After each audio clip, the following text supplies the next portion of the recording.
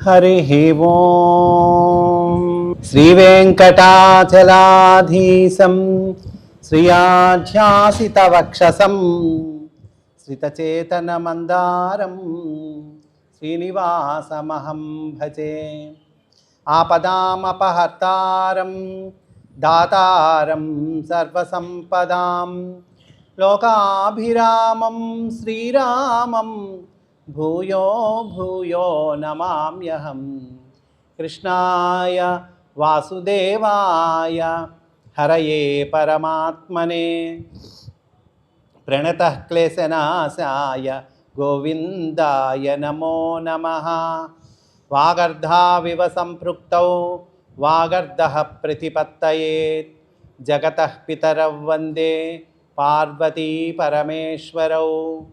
నీ పద్యావళులకించు చెబులున్ నిన్నాడు వాక్యంబులున్ నీ పేరన్ పనిచేయు హస్తయుగమున్ నీ మూర్తిపై చూపులున్ నీ పాదంబుల పొంత మొక్కు శిరముల్ నీ సేవపై చిత్తముల్ నీపై బుద్ధులు మాకు నిమ్ము కరుణన్ నీరేచపత్రేక్షణ। వ్యాసం వసిష్ఠనప్తారం శక్తేః పౌత్రమకల్మషం పరాశరాత్మజం వందే సుఖతాతం తపోనిధిం। వ్యాసాయ విష్ణురూపాయ వ్యాసరూపాయ విష్ణవే నమో వై బ్రహ్మనిధయే వాసిష్ఠాయ నమో నమః। యకిరాల కులాంబోధి విధుమానందరూపిణం అనంతార్యతనూజాతం కృష్ణం వందే జగద్గురుం। శ్రీమద్భాగవతీ గాథా రహస్యార్థ ప్రకాశకం సంశయోన్మూలనచనం కృష్ణం వందే జగద్గురుం।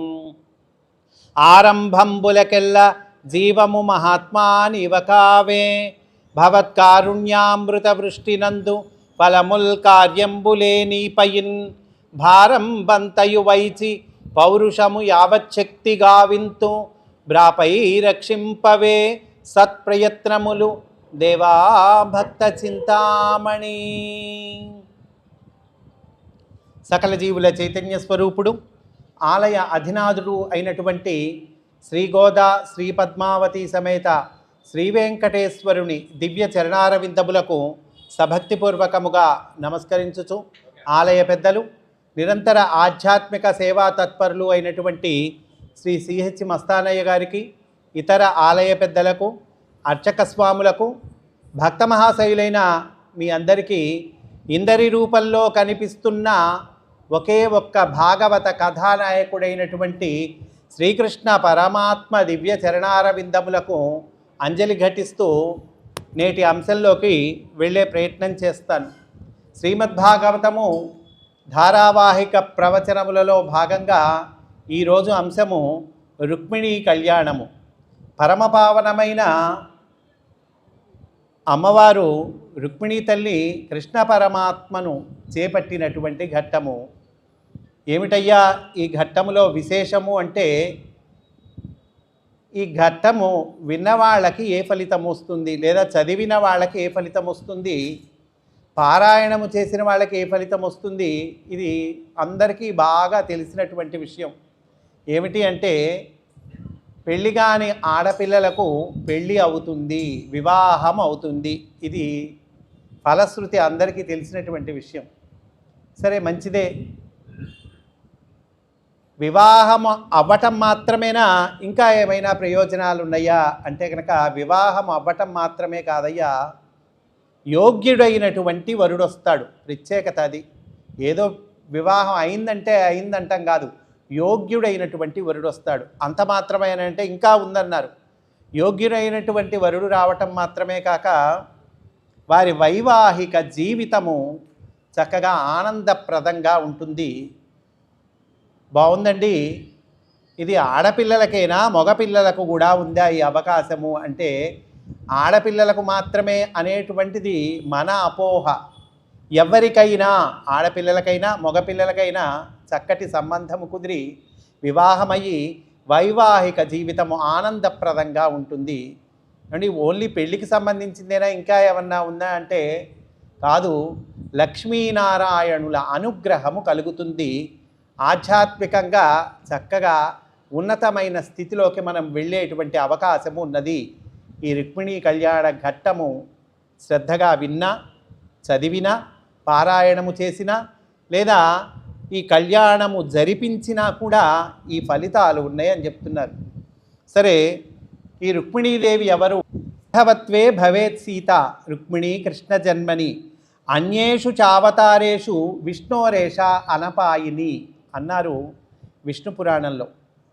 భగవంతుడు అవతారములు ఎత్తినప్పుడు ఆయనకు తగ్గట్లుగా ఈవిడ కూడా అవతారం ఎత్తి ఆ భగవంతుణ్ణి చేపడుతుంది. అట్లా రాఘవత్వే భవేత్ సీత, సాక్షాత్ శ్రీ మహావిష్ణువు శ్రీరామచంద్రమూర్తిగా అవతరించినప్పుడు ఈవిడ సీతగా అవతరించింది. ఆయన శ్రీకృష్ణుడిగా అవతరించినప్పుడు ఈవిడ రుక్మిణిగా అవతరించింది. విష్ణోరేష అనపాయిని అంటున్నారు. అంటే భగవంతుణ్ణి విడవకుండా ఉండేటువంటి శక్తి అని అర్థమండి. పరీక్షిత్తు మహారాజుకును శ్రీశుకుల వారిని అడుగుతూ ఉన్నారు. శ్రీశుకుల వారు భగవత్ కథలు చెబుతూ ఉన్నాడు. పరమానంద భరితుడై పరీక్షిత్తు మహారాజు వింటూ ఉన్నాడు. కళ్యాణాత్మకమైన విష్ణు కథలు ఆకర్ణించుచున్ ముక్త వైకల్యుండెవ్వడు తృప్తుడవును, అవి వినంగా క్రొత్తలవుచుండు.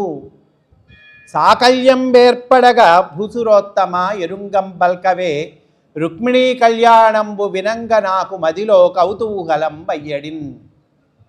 విష్ణు కథలు చెప్పేటువంటి వాడు, వినేటువంటి వాడు తృప్తుడౌ అంటే చక్కగా ఆ చెవులారా వింటున్నటువంటివి విష్ణు కథలైనప్పుడు ఇంకా చాలు అని అనడటండి.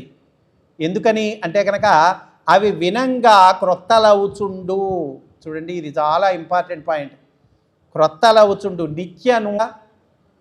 మళ్ళా ఈ దేవాలయం వాళ్ళు పిలిపించటం ఎందుకు, మళ్ళా రుక్మిణీ కళ్యాణము చెప్పించటం ఎందుకు అంటే కనుక అదిగో వినంగా క్రొత్తలవుచుండు. ఎవరి ఆనందము వారిది, ఎవరి రుచి వారిది. కనుక వింటే ఆయనకు ఆనందం కలిగింది, చెబితే ఆయనకు ఆనందం కలిగింది. మళ్ళా వింటే చెప్పుకోవటం ద్వారా, వింటము ద్వారా మనకు కూడా ఆనందము కావాలిగా. అందువల్ల వినంగా క్రొత్తలవుచుండు అంటే ఇప్పటికే కాదండి, ఇంకా ఇంకా ఈ భగవత్ కథలు రాసేటువంటి వాళ్ళు, వ్యాఖ్యానించేటువంటి వాళ్ళు పుడతారు. ఇంకా ఇంకా చెప్పేవాళ్ళు, ప్రవచనం చేసేవాళ్ళు పుడతారు, వినేవాళ్ళు పుడతారు.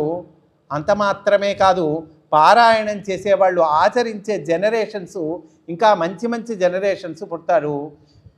సాకల్యం వేర్పడ భూసురోత్తమ ఎరుంగం బల్కవే. అయ్యా, రుక్మిణీ కళ్యాణము, రుక్మిణీదేవిని రాక్షస వివాహ పద్ధతిలో శ్రీకృష్ణ పరమాత్మ చేపట్టాడట కదా, ఆ కథను సవిస్తరంగా నాకు తెలుపవలసినది, నాకు మదిలో కౌతూహలం వయ్యడిన్ అని పరీక్షిత్తు మహారాజు చెబుతూ ఉన్నాడండి. ముందుగా కథ తెలుసుకుందాము, తర్వాత వీలైనంత వరకు ఈరోజు సమయము అనుమతించిన వరకు అంతరార్థాలు కూడా చెప్పుకుందామండి. ఎందుకండి కథ వింటే సరిపోదా, అంతరార్థములు తెలుసుకొనవలసిన అవసరం ఏంటి అంటే కనుక ఇది చెబుతున్నటువంటి వాడు శ్రీశుకుల మహర్షి. అంటే బ్రహ్మవేత్త, అవధూత, ఆత్మయోగి వరేణ్యుడైనటువంటి శ్రీశుకుల వారు చెబుతూ ఉన్నారు. వింటున్నవాడెవరు? పరీక్షిత్తు మహారాజు. ఈయన భగవత్ప్రాప్తి కోసమై దీక్ష వహించి కూర్చున్నటువంటి వాడు పరీక్షిత్తు మహారాజు. చెప్పేటువంటి వాడిది ఏ స్థాయి, వినేటువంటిది వారిది ఏ స్థాయి చూడండి. అటువంటి అవధూత చెప్తుంటే భగవత్ప్రాప్తి కోసమే, కృష్ణప్రాప్తి కోసమే దీక్ష వహించినటువంటి పరీక్షిత్ మహారాజు శ్రద్ధగా వింటూ ఉన్నాడండి. ఇటువంటి వాళ్ళు ఏదో పెళ్లి కథలు చెప్పుకుంటూ ఉంటారా? ఏదో సినిమా కథల్లాగా పెళ్లి కథలు చెప్పుకుంటూ, ప్రేమ కథలు చెప్పుకుంటూ ఉంటారా? కాదు. ఇందులో సాధకుడు నేర్చుకొనవలసినటువంటి ముఖ్యమైన విషయం ఉన్నది. కాబట్టే ఆ యోగి వరేణ్యుడు చెబుతూ ఉన్నాడు. ఈ పరీక్షిత్ మహారాజు వింటూ ఉన్నాడు. అది విదర్భ దేశము, కుండిన నగరము. భీష్మకుడు అనేటువంటి మహారాజు పరిపాలిస్తూ ఉన్నాడు. విదర్భ దేశము అంటే నేటి మన మధ్యప్రదేశ్, మహారాష్ట్ర ఈ ఏరియా అండి. ఈయన ధర్మాత్ముడైనటువంటి వాడు. ఈ విదర్భ దేశపు రాజు భీష్మకుడు. ఈయనకి 5 కుమారులు: రుక్మి, రుక్మరథుడు, రుక్మబాహువు, రుక్మకేశుడు, రుక్మనేత్రుడు. 5 కుమారులండి. 5 కుమారుల తర్వాత ఆడపిల్ల ఈయనకి. ఆవిడకి రుక్మిణి అని పేరు పెట్టాడు. రుక్మము అంటే బంగారము అని అర్థం అండి. అందరికీ బంగారమే పేరు పెట్టాడు. రుక్మరథుడు, రుక్మబాహుడు, రుక్మకేశుడు, రుక్మి, రుక్మిణి అంటే బంగారము ముఠ అన్నమాట. ఏమిటి రుక్మిణి అంటే కనుక మనము శ్రీ సూక్తల్లో చెప్పుకుంటాం. హిరణ్యవర్ణాం హరిణీం సువర్ణ రజతస్రజాం. హిరణ్యవర్ణాం అంటే బంగారము వలె ప్రకాశించున్నది అని అర్థమండి. కనుక ఆ హిరణ్యవర్ణమే ఈ రుక్మిణి, బంగారము వలె ప్రకాశించున్నది. అది లక్ష్మీదేవి లక్షణం. కనుక ఆ భీష్మక మహారాజుకి తెలుసో తెలియకో లక్ష్మీదేవి అని పేరు పెట్టాడండి. రుక్మిణీదేవి ఎట్లా పెరిగింది అనేది మనకి పోతన గారు చాలా చక్కగా వర్ణన చేస్తూ ఉన్నారు. ఎట్లా పెరిగిందట ఆవిడ అంటే కనుక, ఈ భీష్మక మహారాజు గారి దగ్గరికి అనేక మంది సాధకులు, యోగులు వస్తూ ఉండేవాళ్ళు. ముఖ్యంగా నారద మహర్షి వస్తూ ఉండేవాడు. వీళ్ళు ఈ పెద్దలు, భక్తులు ఈ భీష్మక మహారాజు గారి దగ్గరికి వస్తూ ఉన్నప్పుడు వాళ్ళు ఎంతసేపటికి వాళ్ళకి ఒకటే చర్చ. ఏమిటా చర్చ అంటే కృష్ణ పరమాత్మ గుణగణాలను చెప్పుకొని ఆనందిస్తూ ఉండేవాళ్ళు. ఆ కృష్ణ పరమాత్మ సామాన్యుడా, ఇదిగో గోపికలకు ఇట్లా అంత అద్భుతంగా ఆయన సాన్నిధ్యాన్ని ప్రసాదించాడు. తృణావర్తుణ్ణి ఈ రకంగా సంహరించాడు. రాజ్యాన్ని ఈ రకంగా పరిపాలిస్తూ ఉన్నాడు. దుష్ట శిక్షణ చేస్తూ ఉన్నాడు, శిష్టరక్షణ చేస్తూ ఉన్నాడు అని ఇట్లా కృష్ణ స్మరణ చేసుకుంటూ ఉండేవాళ్ళండి ఈ భీష్మక మహారాజు. ఆయనకి ఇంటికి వచ్చినటువంటి పెద్దలు ఇక్కడ పేరెంటింగ్ చెప్తారండి. అంటే తల్లిదండ్రులు పిల్లలను ఎలా పెంచాలి అనేటువంటి ముఖ్య విషయము ఇక్కడ ఇచ్చారు మహర్షి. ఈ భీష్మక మహారాజు తనతో పెద్దలు చేస్తున్నటువంటి చర్చలలో ఈ రుక్మిణీదేవిని కూడా దగ్గర కూర్చోబెట్టుకునేవాట. ఆయన ఏదైనా ముఖ్యమైన ఆధ్యాత్మికమైన విషయానికి వెళ్ళినప్పుడు ఈ పాపాయిని కూడా, పిల్లగిని కూడా తీసుకెళ్ళేవాటండి. అంటే ఈ కృష్ణ స్మరణ చేస్తూ పెరిగింది, కృష్ణ లీలలు వింటూ పెరిగింది, కృష్ణ ధ్యానము చేసుకుంటూ పెరిగింది. పైగా పిల్లలు ఎప్పుడైనా కూడా మనము చెప్పింది చేయరండి, మనము చేసింది చేస్తారు. ఇది పేరెంటింగ్లో ఉన్నటువంటి ప్రధానమైన లక్షణం. అంటే ఆ తండ్రి గారు ఏదో వీకెండ్లో ఏదో మందు పార్టీనో ఏదో చేసుకుంటూ ఉన్నాడు అనుకోండి. ఆయన ఒక రూమ్లో కూర్చున్నాడు, ఇంట్లో ఆయన ఫ్రెండ్స్ని పిలుచుకున్నాడు, రూమ్లో కూర్చున్నాడు, ఇంట్లో మందు పార్టీ చేసుకుంటున్నాడు. ఆయన పిల్లవాడు చూస్తూ ఉన్నాడు. ఆ తర్వాత ఈ పిల్లవాడు పెద్దయ్యాక ఈ పిల్లవాడు కూడా అట్లాంటి పార్టీనే చేసుకుంటాడు. అప్పుడు తండ్రి వచ్చి, నాయనా ఇది అనారోగ్యమునకు హేతువు, ఇట్లా చేసుకోకూడదు, ఇది చెడ్డ అలవాటు అని చెబితే ఆ పిల్లవాడు వింటాడండి. కనుక పెద్దలు ఏది చేస్తారో అది చేస్తాడు పిల్లవాడు, పెద్దలు చెప్పింది చేయరు. అట్లాగే తల్లి అయినా సరే ఆవిడేదో ఇంకొక 4 ఆడవాళ్ళని ఇంట్లో చేరనిచ్చి ఈ 4 కలిపి ఇంకో 5వ మనిషి గురించి చెప్పుకోవటం, లేదా కిట్టి పార్టీలనో ఇంకోటనో ఆ వంకన ఏదో వేరే వాళ్ళను గురించి దుర్భాషలాడటం చేస్తూ ఉన్నదనుకోండి, ఈ చూసినటువంటి కూతురు కూడా అదే నేర్చుకుంటూ ఉంటుంది.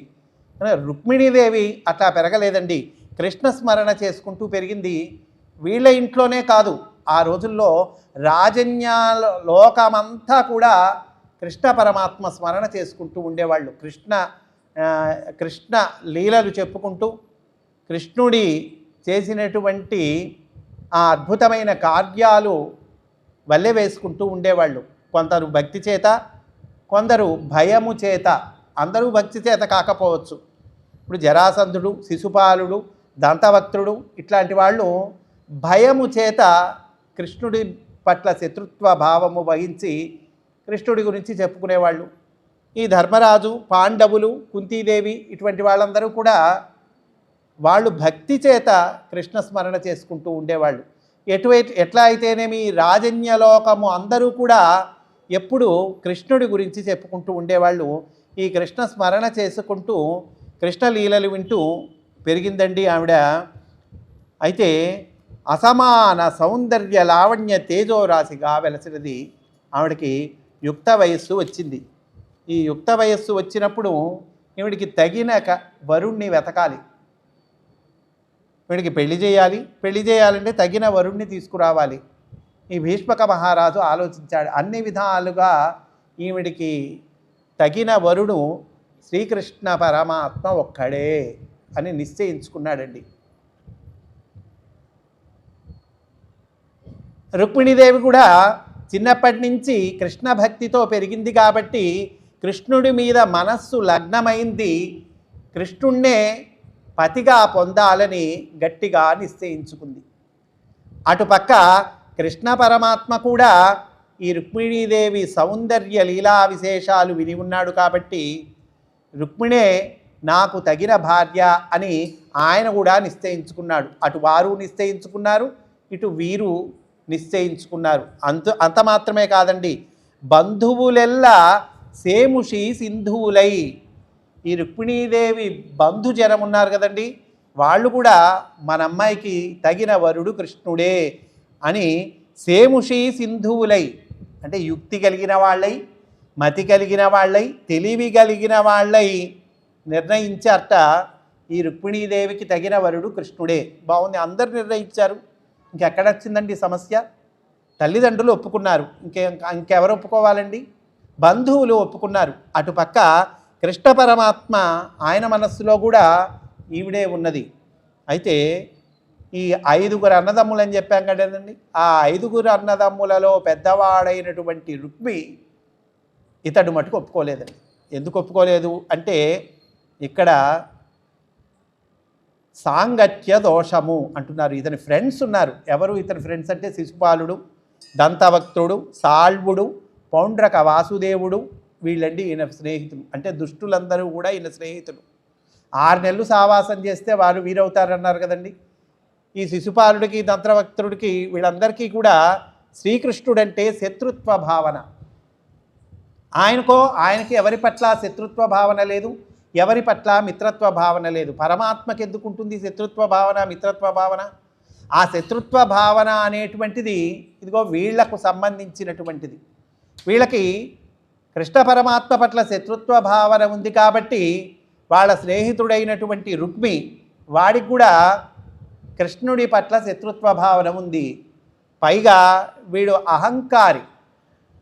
ఏ బంధు పార్టీలోనో ఏదో స్నేహితులకి మాట ఇచ్చినట్లుగా శిశుపాలుడికి నా చెల్లెల్ని ఇస్తాను అని మాట ఇచ్చాడు. దానితో తండ్రి అయినటువంటి భీష్మకుడు ఆయన నిర్ణయించినటువంటి వివాహాన్ని కాదన్నాడండి. భీష్మక మహారాజు తండ్రి గారితో చెప్పాడు, కుదరదు, రుక్మిణీదేవిని శిశుపాలుడికి ఇచ్చి వివాహము చేయవలసినదే అన్నాడండి. పాపం పెద్ద ఆయన ఏమీ మాట్లాడలేకపోయాడు, ఏమీ ఎదురు చెప్పలేకపోయాడు. ఎందుకంటే కొంతమంది ఇళ్లల్లో పెద్ద కొడుకుది పెత్తనం ఉంటుంది. కొన్ని ఇళ్లల్లో పరిస్థితి గమనిస్తే మనం. అట్లానే ఇక్కడ రుక్మిది పెత్తనము. రుక్మి నిర్ణయించేశాడు శిశుపాలుడని. రుక్మి నిర్ణయించాడు, తల్లిదండ్రులు కూడా మారారు, బంధువులు ఏమీ చేయలేక ఊరుకున్నారు. కానీ ఈవిడ మటుకు మారలేదండి. పెళ్ళి ఇక్కడ వీడితో కాదు ఫలానా వారితో అని అన్నారు, కానీ ఆవిడ మటుకు తన మనస్సులో నుండి కృష్ణ పరమాత్మను తప్ప వేరే వాడికి చోటు ఇచ్చే అవకాశము లేదు అని అనుకున్నదండి. ఇప్పుడు ఈ పరిస్థితుల్లో ఆవిడ ఏం చేసింది అంటే కనుక అగ్నిజ్యోతనుడు అనేటువంటి ఒక విప్రుణ్ణి, బ్రాహ్మణుణ్ణి ఆశ్రయించింది. ఈ అగ్నిజ్యోతనుడు ఎవరు అంటే కనుక వాళ్ళ కులగురువు. చిన్నప్పటి నుంచి వీళ్ళ ఇంటికి వస్తుండేటువంటి పెద్దవాడైనటువంటి బ్రాహ్మణోత్తముడు.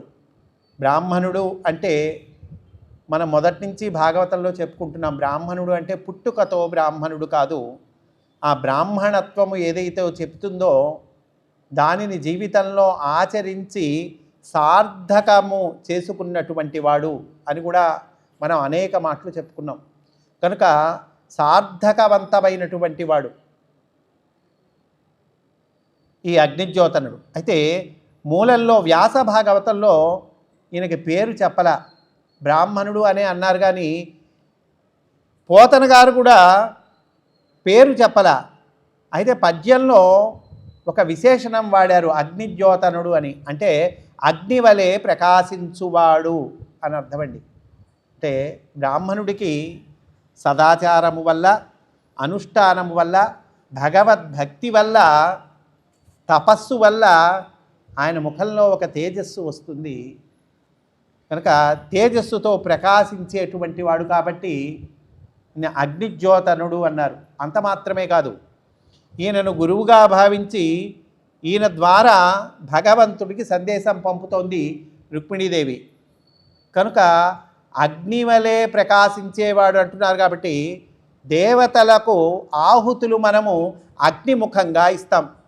ఇంద్రాయ స్వాహ, ఇంద్రాయ ఇదన్నమమ, వరుణాయ స్వాహ, వరుణాయ ఇదన్నమమ.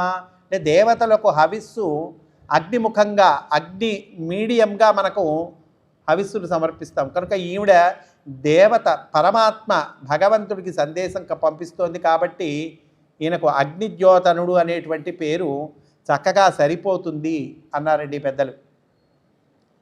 యజ్ఞయాగాదుల్లో కర్త సమర్పించేటువంటి నైవేద్యాలను, అభ్యర్థనలను అగ్నిదేవుడు యజ్ఞదేవతల వద్దకు తీసుకుపోయి సమర్పిస్తాడు. కనుక ఈ దుష్టమైనటువంటి స్నేహము వల్ల ఈ రుక్మి ఇటువంటి నిర్ణయం చేశాడు. పిల్లల స్నేహితులు ఎవరో అబ్జర్వ్ చేస్తూ ఉండాలండి మనం.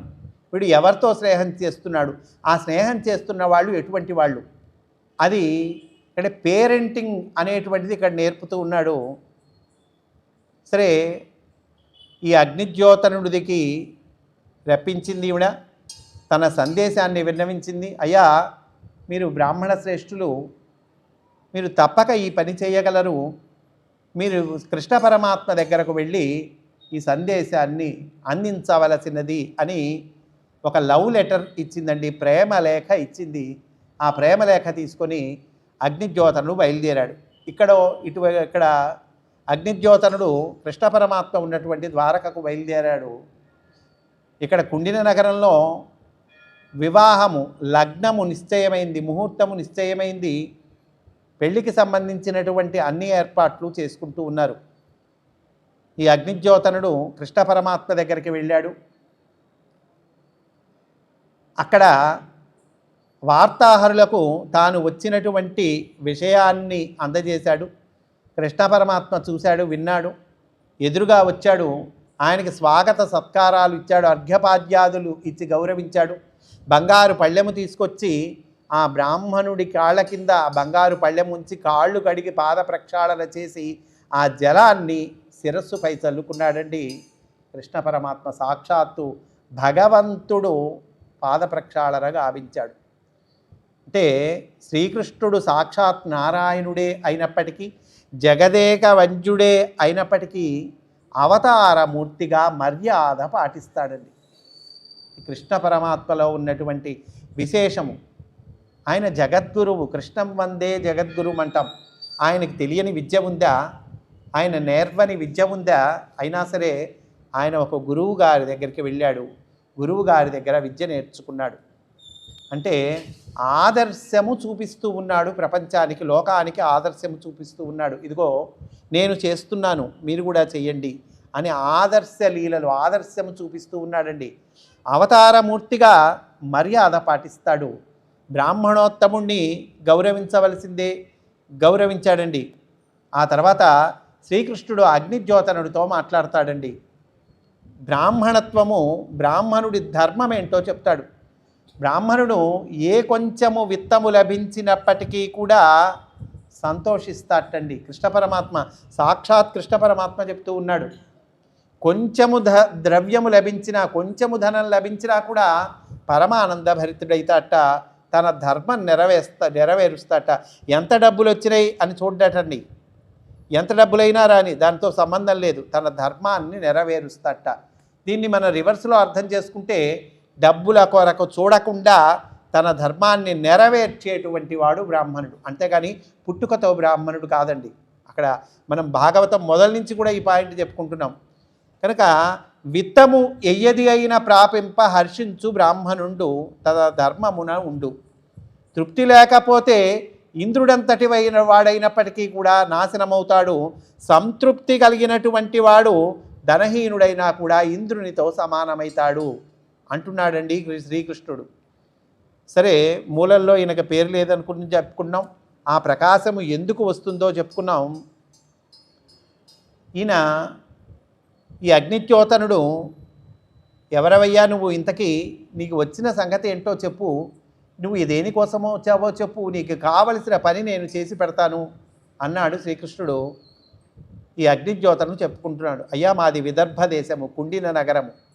మా రాజుగారు భీష్మకుడు, ఆయనకి ఒక కుమార్తె ఉన్నది, అత్యంత సౌందర్య రాశి. ఆ తల్లి మిమ్మల్నే కోరుకుంటూ ఉంది, మీ పాదసేవకై తహతహలాడుతూ ఉన్నది. ఆ తల్లి మీకు ఒక సందేశము పంపించినది అని ఆ సందేశాన్ని చెబుతూ ఉన్నాడండి. ఈ సందేశం యొక్క గొప్పతనం ఏమిటంటే, ఇది రుక్మిణీదేవి భాష. రుక్మిణీదేవి శ్రీకృష్ణ పరమాత్మకు విన్నవించుకుంటూ ఉంటుంది. ఏనీ గుణములు కర్ణేంద్రియంబులు సోక దేహతాపంబులు తీరిపోవు, ఏనీ శుభాకారమీక్షింప కన్నుల కకిలార్ధలాభంబు కలుగుచుండు. నీ గుణములు చెవులకి సోకితే గనక దేహతాపములు తీరిపోతాయి. నీ శుభాకారము దర్శిస్తే కన్నులకు అఖిలార్ధలాభాలు కలుగుతాయి. మామూలు లాభాలు కాదుట, అఖిలార్ధలాభములు కలుగుచుండు. ఏ నీ చరణ సేవలే ప్రొద్దు చేసిన భువనోన్నతత్వంబు పొందగలుగు, ఏ నీల సన్నామమే ప్రొద్దు భక్తితో తడవిన బంధ సంతతులు వాయు. అట్టి నీయందు నా చిత్తము అనవరతము నచ్చియున్నది, నీయాన నానలేదు. కరుణజూడుము కంసారి ఖల విధారి శ్రీయుతాకార మానిని చిత్తచోర, శ్రీయుతాకార మానిని చిత్తచోర. ఆయన గుణములు మన చెవులకు సోకితే దేహతాపములు తీరిపోతాయిట. ఏమిటి దేహతాపములు అంటే 3 రకాల తాపములు, ఆది భౌతిక, ఆది దైవిక, ఆధ్యాత్మిక అని 3 రకాల తాపాలు ఉన్నాయి. ఏమిటి ఈ తేడాలు అంటే కనుక, కొన్ని మనము కొని తెచ్చుకునేటువంటి తాపాలు, రాగద్వేషాలతో, శత్రుత్వ మిత్రత్వ భావాలతో, ఇంకా అనేకమైనటువంటి మనలో ఉండేటువంటి చెడు లక్షణాలతో, వాడితో తగాదా, వీడితో తగాదా, వీడంటే ఇష్టం, వాడంటే ఇష్టం లేదు, ఇట్లా మనము కొన్ని కష్టాలు తెచ్చుకుంటాం.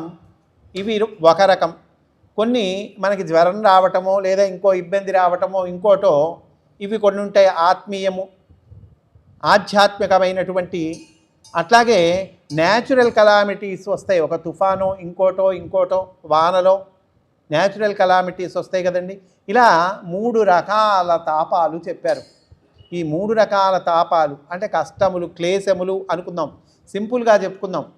ఈ 3 రకాల కష్టములు కూడా ఆయన గుణాలు చెవులకు సోకితే పోతాయిటండి.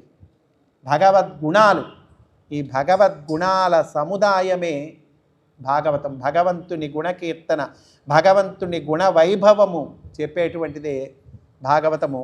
అయితే ఇందులో భాగవతంలో ఓన్లీ భగవంతుని కథలు ఉంటాయా, భక్తుని కథలు కూడా ఉంటాయా అంటే భక్తుని కథలు కూడా ఉంటాయి. అంటే భగవంతుడి వ్యక్త రూపమే భక్తుడు.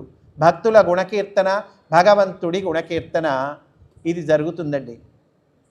అందువల్లే భాగవతము విన్నటువంటి పరీక్షిత్తు ముక్తిని పొందాడు. భాగవతము వినకముందు పరీక్షిత్తు ఎట్లా ఉన్నాడు, భాగవతము విన్న తర్వాత పరీక్షిత్తు ఎలా ఉన్నాడు. భాగవతము వినకముందు నేను చచ్చిపోతాను అనుకున్నాడండి. భాగవతము విన్న తర్వాత నేను చచ్చిపోవటం ఉండదు, దేహాన్ని వదిలేస్తాను అంతే అన్నాడు. అంటే ఏమైందండి, ఆ మృత్యుభీతో, ఆ మృత్యువు పట్ల ఉన్నటువంటి అపోహో అది తొలగిపోయింది. ఆనందము, భగవత్ కథలు వినటము ద్వారా పరమానందము చేకూరింది. అంటే ఈ తాపములు పోవుట అనేటువంటి దానికి మొట్టమొదటి ఉదాహరణ మనకు పరీక్షిత్తే కనిపిస్తాడు. ఏమైతుంది, భగవంతుడి గుణములు వింటే ఈ తాపములు పోతాయి. ఏనీ గుణములు కర్ణేంద్రియంబులు శోక దేహతాపంబులు తీరిపోము. రుక్మిణీ తల్లి అంటోందండి తన సందేశంలో, ఏనీ శుభాకారమీక్షింప కన్నుల కకిలార్ధలాభంబు కలుగుచుండు. ఏదైనా చూస్తే ఒక సినిమా చూసాము, ఏదో ఒక లాభం కలుగుతుంది, కానీ భగవంతుణ్ణి దర్శిస్తేట అఖిలార్ధ లాభాలు కలుగుతాయిట. అయితే ఈ దర్శించే దృష్టి మనకు తెలియాలి. ఆ దృష్టి ఎవరికి తెలిసింది? గోపికలకు తెలిసింది. గోపికలు అంటారు, వాళ్ళు బ్రహ్మదేవుణ్ణి శపిస్తారు.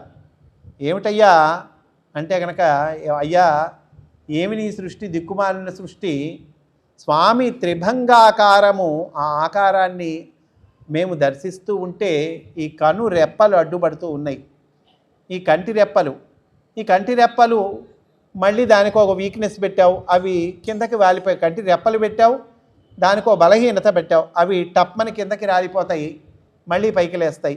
ఈ కిందకి రాలి పైకి లేచే లోపు ఒక 30 సెకండ్లో 20 సెకండ్లో 10 సెకండ్లో అవుతుంది కదా. ఆ టైము మేము భగవంతుణ్ణి దర్శించలేకపోతున్నాం, మిస్ అవుతూ ఉన్నాం. అందువల్ల ఏమి సృష్టి అయ్యా నీది, దిక్కుమాలిన సృష్టి అంటున్నానండి. అఖిలార్థ లాభములు కలగటము అంటే అదే అర్థం. ఏనీ చరణ సేవ ఏ ప్రొద్దు చేసిన భువనోన్నతత్వము పొందగలుగు. భువనోన్నతత్వము అంటే కనుక ఉన్న స్థితి నుండి ఉన్నత స్థితికి వెళ్ళటం. ఉన్నత స్థితికి అనేటువంటిది ఎప్పుడు ప్రాప్తిస్తుంది? నీ చరణ సేవ చేసినప్పుడు ప్రాప్తిస్తుంది. ఏమిటండి ఇందులో అర్థం? భగవంతుడి చరణ సేవ చేయటం అంటే ఎట్లా అవకాశం వస్తుంది? ఆయన నారాయణుడు కిందకి దిగి వచ్చి మన ఎదురుగా కుర్చీ వేసుకొని కూర్చుంటాడా, కాళ్ళు జాపు కూర్చుంటాడా? మన ఆయన చరణ సేవ ఎట్లా చేస్తాం? పోనీ దేవాలయంలో అర్చామూర్తి ఆయన పాదాలు కడుగుతామా? ఎంతసేపు కడుగుతాం? లేదు, మన ఇంట్లో పూజా మందిరంలో భగవంతుడి విగ్రహము, ఆయనకి పాదం ఎంత ఉంటుంది, నువ్వు ఎంతసేపు కడుగుతావు? జాగ్రత్తగా అర్థం చేసుకోవాలండి. ఇక్కడ ఈ రుక్మిణీదేవి సందేశానికి ఆధ్యాత్మికంగా చాలా ప్రాముఖ్యత ఉన్నది. ఇది ఒక భక్తుడు భగవంతుడికి నివేదించుకోవటం. పై అర్థం ఏమిటి? ఒక ప్రియురాలు ప్రియుడు కోసము చెప్పినటువంటి విషయము. ఇది పై లౌకిక అర్థం. లోపల అర్థం ఏమిటి? ఒక సాధకుడు భక్తుడి కోసము పడేటువంటి తపన, ఒక జీవాత్మ పరమాత్మతో సాయుధ్య స్థితిని పొందటానికి చేసినటువంటి ఆరాటము, ఒక భక్తుడు భగవంతుడిని చేరటానికి చేసినటువంటి ఆరాటము, ఇవన్నీ కనిపిస్తాయండి మనకి. కనుక నీ చరణ సేవలు ఎప్పుడొద్దు చేసిన భువనోన్నతత్వము పొందగలుగు. అంటే ఆయన చరణ సేవ అంటే ఏంటంటే అర్థం, ఇక్కడ సర్వీస్ ఆస్పెక్ట్ చెప్పారండి. దీనజన సేవ, ఈ అవకాశము మనకి ఎప్పుడు వస్తూనే ఉంటుంది. మనమే దొంగల్లాగా తప్పించుకుంటూ ఉంటాం. మనము అంటే అందులో కొంతమంది అండి. ఉదాహరణకి దేవాలయంలో అన్నదానం చేస్తూ ఉన్నారు. దేవాలయంలో అన్నదానము చేస్తూ ఉంటే మనం అక్కడికి వెళ్ళవచ్చు, మనకి చేతనైనటువంటి పని చేయవచ్చు, వడ్డన చేయవచ్చు, లేదా వంట విషయంలో ఏదైనా సహాయం చేయవచ్చు. ఆ సరుకులు తెచ్చిపెట్టడము, దానిలో వ్యవహారం నడపటము, అందులో ఏదన్నా సేవ చేయొచ్చు. లేదా మన దేవాలయంలోనే ప్రతి శనివారము మాస్టర్ ఈకే గారి సంస్థ, ఆ సంస్థకు సంబంధించిన వాళ్ళు వచ్చి ఉచిత హోమియో వైద్యాన్ని నడుపుతూ ఉన్నారు. వాళ్ళ దగ్గరికి వెళ్ళి మనం ఏదైనా సహాయం చేయవచ్చు. అట్లా చేయటము ద్వారా, దీనజన సేవ చేయటము ద్వారా, నిస్వార్థంగా సేవ చేయటము ద్వారా, కర్తృత్వ భావన విడిచి సేవ చేయటము ద్వారా, ప్రతిఫలాపేక్ష ఆశించకుండా సేవ చేయటము ద్వారా అది భగవత్ చరణ సేవ అవుతుంది. అదండి అక్కడ. అంటే త్రికరణ శుద్ధిగా, ప్రతిఫలాపేక్ష లేకుండా, కర్తృత్వ భావన విడిచి మనం ఏదైతే సేవ చేస్తామో, ఒళ్ళు వంచి ఏదైతే సేవ చేస్తామో అది భగవంతుడి చరణ సేవ. అట్లా చేస్తే ఏమవుతుంది అంటే కనుక భువనోన్నతత్వంబు పొందగలుగు, ఉన్నత స్థితి పొందుతావు. ఏనీల సన్నామ మేప్రొద్దు భక్తితో తడవిన బంధ సంతతులు వాయు. అంటే నీ నామము చెప్పుకుంటే గనక ఈ బంధముల నుండి విముక్తి అవుతాము. రామదాస్ గారు అంటారు, తారక మంత్రము కోరిన దొరికెను ధన్యుడనైతి నీవోరన్న. తారక మంత్రము, ఆ మంత్ర జపం ద్వారా ధన్యుడనైతిని అంటున్నారండి. హనుమాన్ చాలీసాలో తులసీదాస్ గారు అంటారు, ప్రభుముద్రిక మేలిముఖమాహి జలధిలాంగి గయ్య అచరజనాహి. రామనామాంకితమైన అంగుళీయకము ఉంగరము, ఆ ఉంగరాన్ని నోటిలో ఉంచుకోవటం ద్వారా జలధిలాంగిగయే సముద్రాన్ని దాటగలము అంటున్నారు. దాటాడు అంటున్నారండి. అట్లా దాటటంలో ఆశ్చర్యమేముంది అంటున్నారు. అంటే 100 యోజనాల సముద్రము అంటే మన 100 ఏళ్ల జీవితము. ఈ 100 ఏళ్ల జీవితంలో మనకు కూడా అనేక కష్టాలు వస్తాయి, క్లేశాలు వస్తాయి, ఇబ్బందులు వస్తాయి, చికాకులు వస్తాయి. వీటిని ఎట్లా దాటాలి? ఈ 100 ఇది కూడా సాగరమేగా, భవసాగరము, సంసార సాగరము అంటున్నారు కదా దీన్ని.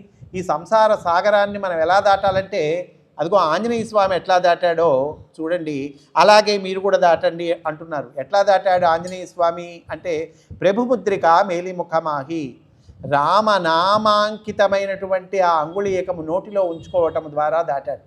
అంటే రామనామ స్మరణ చేసుకుంటూ, రామనామం చెప్పుకుంటూ అదిగో ఆ సముద్ర లంఘనం చేశాడు. మనము కూడా ఈ సంసార సాగరాన్ని రామనామం చెప్పుకుంటూ దాటాలి అని మనకి సూచిస్తూ ఉన్నాడండి. ఏనీల సన్నామ మేప్రొద్దు భక్తితో తడవిన బంధ సంతతులు వాయు, అట్టి నీయందు నా చిత్తము అనవరతము నచ్చి ఉన్నది, నీయాన నానలేదు. కరుణజూడుము కంసారి కల విధారి శ్రీయుతాకార మానిని చిత్తచోర, నీయాన నానలేదు. ఇక్కడ ఇదొకటి అండర్లైన్ చేసుకోవాలి. నీయాన నానలేదు అంటే సిగ్గు విడిచి చెబుతున్నాను, నీ యందు నా చిత్తము అనవరతము నచ్చి ఉన్నది, నా మనస్సు నీ యందు లగ్నమైనది, నేను సిగ్గు విడిచి చెబుతున్నాను అన్నదండి. అంటే ఇది యోగ సాధనలో ముఖ్యమైనటువంటి విషయం. సాధకుడు భగవంతుడి దగ్గర దాపరికం లేకుండా చెప్పుకోవాలి. ఏదో ఎదురింటి వాడి దగ్గరో లేకపోతే ఆఫీస్లోనో ఇంకో చోటో నేను చాలా గొప్పవాడిని, ఏ కల్మషం లేనివాడిని అని చెప్పుకోవచ్చు. కానీ భగవంతుడి దగ్గరికి వచ్చి నువ్వు దాస్తే ఉపయోగం ఏముంది? ఇతరులు ఎరుగకున్న ఈశ్వరుడు ఎరుగడా అన్నారు. ఆయనకి తెలియని విషయం ఏమన్నా ఉందా? ఏదైనా తప్పు చేసినా, ఏదైనా చేయకూడని పని చేసినా, ఏదైనా చెప్పుకోలేని విషయమైనా ఆయన దగ్గర దాపరిక ఉండకూడదు. ఆయన దగ్గర కన్ఫెషన్ అంటారు. ఆయన ఉన్నది ఉన్నట్లుగా ఆయన దగ్గర ఒప్పుకోగలిగితే ఆయన అనుగ్రహానికి మనము పాత్రులము అవుతాము. అందువల్ల యోగ సాధనలో ఇది ముఖ్యమైన విషయము. అందువల్ల ఈవిడ ఏమంటుంది, నీ ఆన నానలేదు, సిగ్గు లేకుండా సిగ్గు విడిచి నేను ఒప్పుకుంటున్నానయ్యా, నా మనస్సు నీ యందు లగ్నమైనది అంటోందండి. ఇప్పుడు ఈ పద్యం, ఒక్క పద్యం చెప్పుకున్నాము. రుక్మిణీదేవి లేఖలో ఉన్నటువంటి ఒక్క పద్యమేనండి మనం చెప్పుకుంది. ఈ పద్యాన్ని గమనిస్తే కనుక ఎక్కడైనా మనకి ప్రేయసి ప్రియుడికి రాసిన ఉత్తరము లౌకికమైనటువంటి ఉత్తరములాగా ఉన్నదా? ఒక భక్తుడు భగవంతుడి కోసము పడేటువంటి తపన, ఒక సాధకుడు భగవంతుడిని పొందటానికి చేసేటువంటి ప్రయత్నము, అలాగే ధన్యున్ లోకమనోభిరాము కుల విద్యారూపతారుణ్య సౌజన్య శ్రీ బలదాన శౌర్య కరుణా సంశోభితున్, నిన్ను ఏకన్యల్ కోరదే మును రమాకాంతాలలామంబు, రాజన్యానే కపసింహ నావలననే జన్మించనే మోహముల్. ధన్యుడవు, లోకమనోభిరాముడవు అంటే లోకుల మనస్సులను రంజింపజేసేటువంటి వాడవు. కుల విద్యా రూప తారుణ్య సౌజన్య శ్రీ బలదాన శౌర్య కరుణా సంశోభితుడవి అంటే 10 గుణాలు చెప్పిందండి, 10 లక్షణాలు చెప్పింది. ఈ 10 లక్షణాలు కలిగినటువంటివి నీవు, ఇట్లాంటి నిన్ను ఏ కన్యలు కోరరు, ఏ ఆడపిల్ల మటుకు నిన్ను కోరుకోదు. అంటే సర్వజీవులకు పతి అయినటువంటి వాడు భగవంతుడు. సర్వజీవులకు పతి అయినటువంటి వాడెవరో ఆయన్ని ఈవిడ కోరుకుంటూ ఉన్నది. కనుక ఏ కన్యలు కోరరు, ఏ ఆడపిల్ల కోరుకోదయ్యా? కోరదే మును రమాకాంతాలలామంబు, రాజన్యానే కపసింహ నా వలననే జన్మించనే మోహముల్. నేనే నిన్ను ప్రేమిస్తున్నానా కొత్తగా, అంతకుముందు లక్ష్మీదేవి నిన్ను వరించిందిగా అంటూ ఉన్నదండి. సరే ఈ 10 గుణాలు ఏమిటో చూద్దాం. ఈ 10 గుణాలు రుక్మిణీదేవి చెబుతోంది, ఈ 10 గుణాలు నీలో ఉన్నాయి అంటే పిల్లనిచ్చేటప్పుడు ఈ 10 గుణాలు చూడాలండి. ఆ పెళ్లి కొడుకులో ఈ 10 గుణాలు ఉన్నాయా లేదా చూడాలి. ఏ గుణాలు చూడాలో అదే ఆర్డర్లో ఇక్కడ తల్లి చెబుతూ ఉన్నదండి. ఏ గుణాలు చూడాలి? మన అమ్మాయిని ఇస్తున్నాము, అల్లుణ్ణి సరైన అల్లుణ్ణి వెతుక్కుంటున్నాము. ఆ వెతుక్కునే ప్రాసెస్లో వాడిలో ఏ లక్షణాలు చూడాలి? మనమేం చూస్తాం? ఫస్ట్ వాడి ప్యాకేజ్ ఎంత, వాడి డబ్బులు ఎంత, వాడి ఆస్తులు ఉన్నాయా, పొలం ఉందా, ఉంటే ఎన్ని ఎకరాలు ఉంది, ఫస్ట్ అడిగేది ఇటువంటిది. కానీ మనం పిల్లనిచ్చేటప్పుడు ఏ లక్షణాలు చూడాలి ఈ పద్యంలో చెప్తూ ఉన్నారండి. కుల ఫస్ట్ కులం అంట. కులం అంటే ఏంటండి? క్యాస్టా? కానే కాదు. జాగ్రత్తగా భాగవత భాష జాగ్రత్తగా అర్థం చేసుకోవాలి. కులము అంటే వంశము, అంటే వీడి ఫ్యామిలీ బ్యాక్గ్రౌండ్ చూడాలట. ఫస్ట్ వీడి తండ్రి గారు ఎవరు, వీడి తాతగారు ఎవరు, వీడి ఫ్యామిలీ మెంబర్స్ ఎవరు, ఇది చూడాలి. కుల విద్య అంటే చదువు. బాగానే ఉంది. చదువు అంటే ఏంటంటే డిగ్రీలు 16 డిగ్రీలు ఉంటాయి వాడికి. కూరగాయల మార్కెట్కి కూరగాయలు తీసుకురమ్మంటే తీసుకురాలేడు వాడు. అమ్మ నా వల్ల కాదంటాడు. ఇంకేం డిగ్రీ అది? అంటే వాడు నేర్చుకున్నటువంటి విద్యను ఎంతవరకు అప్లై చేయగలడు, ఆచరణలో పెడుతున్నాడా లేదా, ఇది చూసుకోవాలండి. కనుక ప్రాక్టికల్ నాలెడ్జ్ ఎంతవరకు ఉన్నది, లోకజ్ఞానము ఎంతవరకు ఉన్నది, ఇవన్నీ విద్య కిందకే వస్తాయి. డిగ్రీలు కూడా చూస్తే చూడవచ్చు. కుల విద్య రూప అంటే సరే కనుముక్కు తీరు బాగానే ఉన్నాడా, పిల్లవాడు చూడటానికి ఎట్లా ఉన్నాడు, ఇది రూప. ఇది 3వ ప్రిఫరెన్స్ ఇచ్చారు దీనికి. తారుణ్య అంటే యవ్వనంలో ఉన్నాడా లేదా, అంటే ఇది మన కాలానికి సంబంధించింది కాదు, ఎక్కువ భాగము ప్రాచీన కాలానికి సంబంధించింది. ఎందుకంటే 10 ఏళ్ల ఆడపిల్లని తీసుకెళ్ళి 50 ఏళ్ల వాడికో కట్టబెట్టేటువంటి కాలము, ఆ కాలము రోజులకి సంబంధించినటువంటి విషయం. ఇప్పుడు కూడా ఆచారం ఎవరైనా పాటిస్తుంటే వాళ్ళకు కూడా సంబంధించిందే. తారుణ్య ఆ యవ్వనము చూడాలంటే పిల్లవాడి వయస్సు ఏంటి, ఈ పిల్ల వయస్సు ఏంటి, ఇది పాటించుకోవాలట. సౌజన్య మంచితనం ఉన్నదా లేదా, ఇది చూడాలండి. ఇది ఎంతవరకు ఎంతమంది చూస్తున్నారు, ఎవరికి వాళ్ళు ప్రశ్నించుకోవాలి. ఆ తర్వాత స్త్రీ ఇక్కడ వస్తుంది. సంపద అంటే ఏదో వాడికి బాగా పెద్ద ఇళ్ళు పొలాలు ఆస్తులే అక్కర్లేదు, కాస్త అయినా సంపద ఉన్నదా, ఇది కొంచెం చూసుకోవాలి. బలం ఉన్నదా లేదా, దాన గుణం ఉన్నదా, పుట్టి పిసినిగొట్ట, ఇది చూసుకోవాలి. శౌర్య అంటే పరాక్రమము. అంతేకాదు శౌర్యం అంటే ఇనిషియేటివ్నెస్, అంటే ఏదైనా ప్రాబ్లం వచ్చినా, ఏదైనా సమస్య వచ్చినా మీకేం పర్లేదు నేనున్నానని ముందుకు వస్తాడా లేదా వెనక్కి వెళ్ళిపోతాడా. శౌర్య కరుణ, జాలి పడతాడా లేదా, ఆ గుణం ఉన్నదా లేదా. కరుణ సంశోభితున్ 10 లక్షణాలు చెప్పారండి. పిల్లవాడిని ఎట్లా వెతకాలి, ఈ 10 లక్షణాలు చూసుకోవాలి. అట్లా ఈ 10 లక్షణాలు పరిపూర్ణంగా కలిగినటువంటి నిన్ను ఏ కన్యలు కోరదే మును రమాకాంతాలలామంబు రాజన్యానే కపసింహ నా వలననే జన్మించనే మోహముల్. అంటే అక్కడ చెప్పిన లక్షణాలేంటి, మనం చూస్తున్న లక్షణాలేంటి. సరే నేను నిన్ను వలచాను అంటే ఆశ్చర్యమేముంది. నువ్వు ద్వారకాధీశుడవి, దుష్ట శిక్షణ చేసినటువంటి వాడివి. అంటే ద్వారకకు రాజు ఉగ్రసేనుడైనప్పటికీ కూడా రాజ్యభారాన్ని శ్రీకృష్ణ పరమాత్మ వహిస్తూ ఉన్నాడండి. కనుక నిన్ను ఆల్రెడీ లక్ష్మీదేవి వరించింది. అంటే జయలక్ష్మి, రాజ్యలక్ష్మి, ఐశ్వర్యలక్ష్మి, విద్యాలక్ష్మి, ఇట్లా అన్ని లక్ష్ములన్నీ కూడా నిన్ను ఆల్రెడీ వరించినాయి. కోరదే మును రమాకాంతాలలామంబు అన్నారు కదండి, దాని అర్థం అది. ఇంకా అర్థం ఏమిటంటే విష్ణువుగా ఉన్న నిన్ను అదివరకే లక్ష్మీదేవిగా నేను వరించానయ్యా. ఇప్పుడు లక్ష్మిని నేను రుక్మిణిగా అవతారం ఎత్తి ఉన్నాను కనుక నువ్వు నన్ను చేపట్టవలసింది. అదివరకే నిన్ను వరించా, లక్ష్మీదేవిగా వరించా. ఈవిడ రుక్మిణిగా అవతారం ఎత్తింది ఎవరు? సాక్షాత్ శ్రీ మహాలక్ష్మి. ఈవిడ పద్యంలో ఈవిడ చెప్పినటువంటి సందేశంలో 3 రకాల అర్థాలు కనిపిస్తాయి. ఒక అర్థం పైకి లౌకికమైనటువంటి అర్థం, అంటే కనుక ఒక ప్రియురాలు ప్రియుడికి రాసినటువంటి ఉత్తరం, ఇది పైకి అర్థం.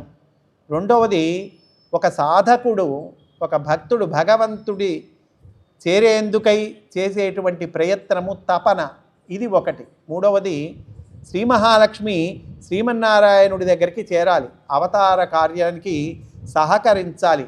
ఆయన భూభార నిర్వపణ చేయటం కోసం, దుష్ట శిక్షణ శిష్టరక్షణ చేయటం కోసము భూమిపై అవతరించి ఉన్నాడు. ఆయన కార్యానికి ఈవిడ సహకరించవలసి ఉన్నది.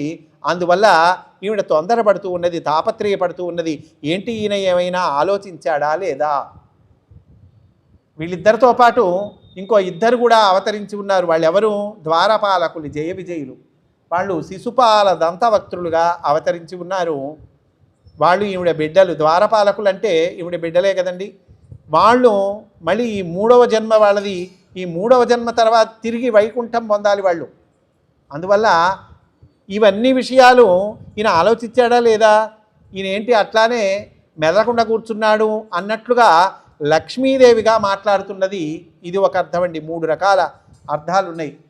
ఇంకా చెప్తుందండి, శ్రీయుతమూర్తి ఓ పురుష సింహమా, సింహము పాలి సొమ్ము గోమాయువు కోరు చందమున మత్తుడు చైత్యుడు నీ పదాంబుజధ్యాయిని అయిన నన్ను ఒడిదాగొనిపోయగనంచునున్నవాడు ఆ అధమాధముండు ఎరుగడు అద్భుతమైన భవత్ప్రతాపమున్.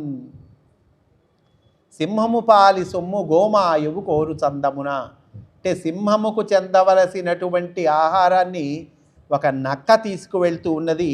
అట్లాగా నీ పదాంబుజధ్యాయిని అయినటువంటి నన్ను ఒడిదాగునిపోయేదనంచు ఉన్నవాడు ఆ అధమాధముండు శిశుపాలుడు, అతనికి తెలియదయ్యా అద్భుతమైన నీ ప్రతాపము అని అంటూ ఉన్నదండి. ఇక్కడ పోతన్న గారు బొమ్మ కట్టి చూపిస్తూ ఉన్నారండి. సింహము ఉన్నది. సింహము ఎక్కడి నుంచో ఒక మాంసఖండము, ఒక ఆహారాన్ని తెచ్చుకున్నది.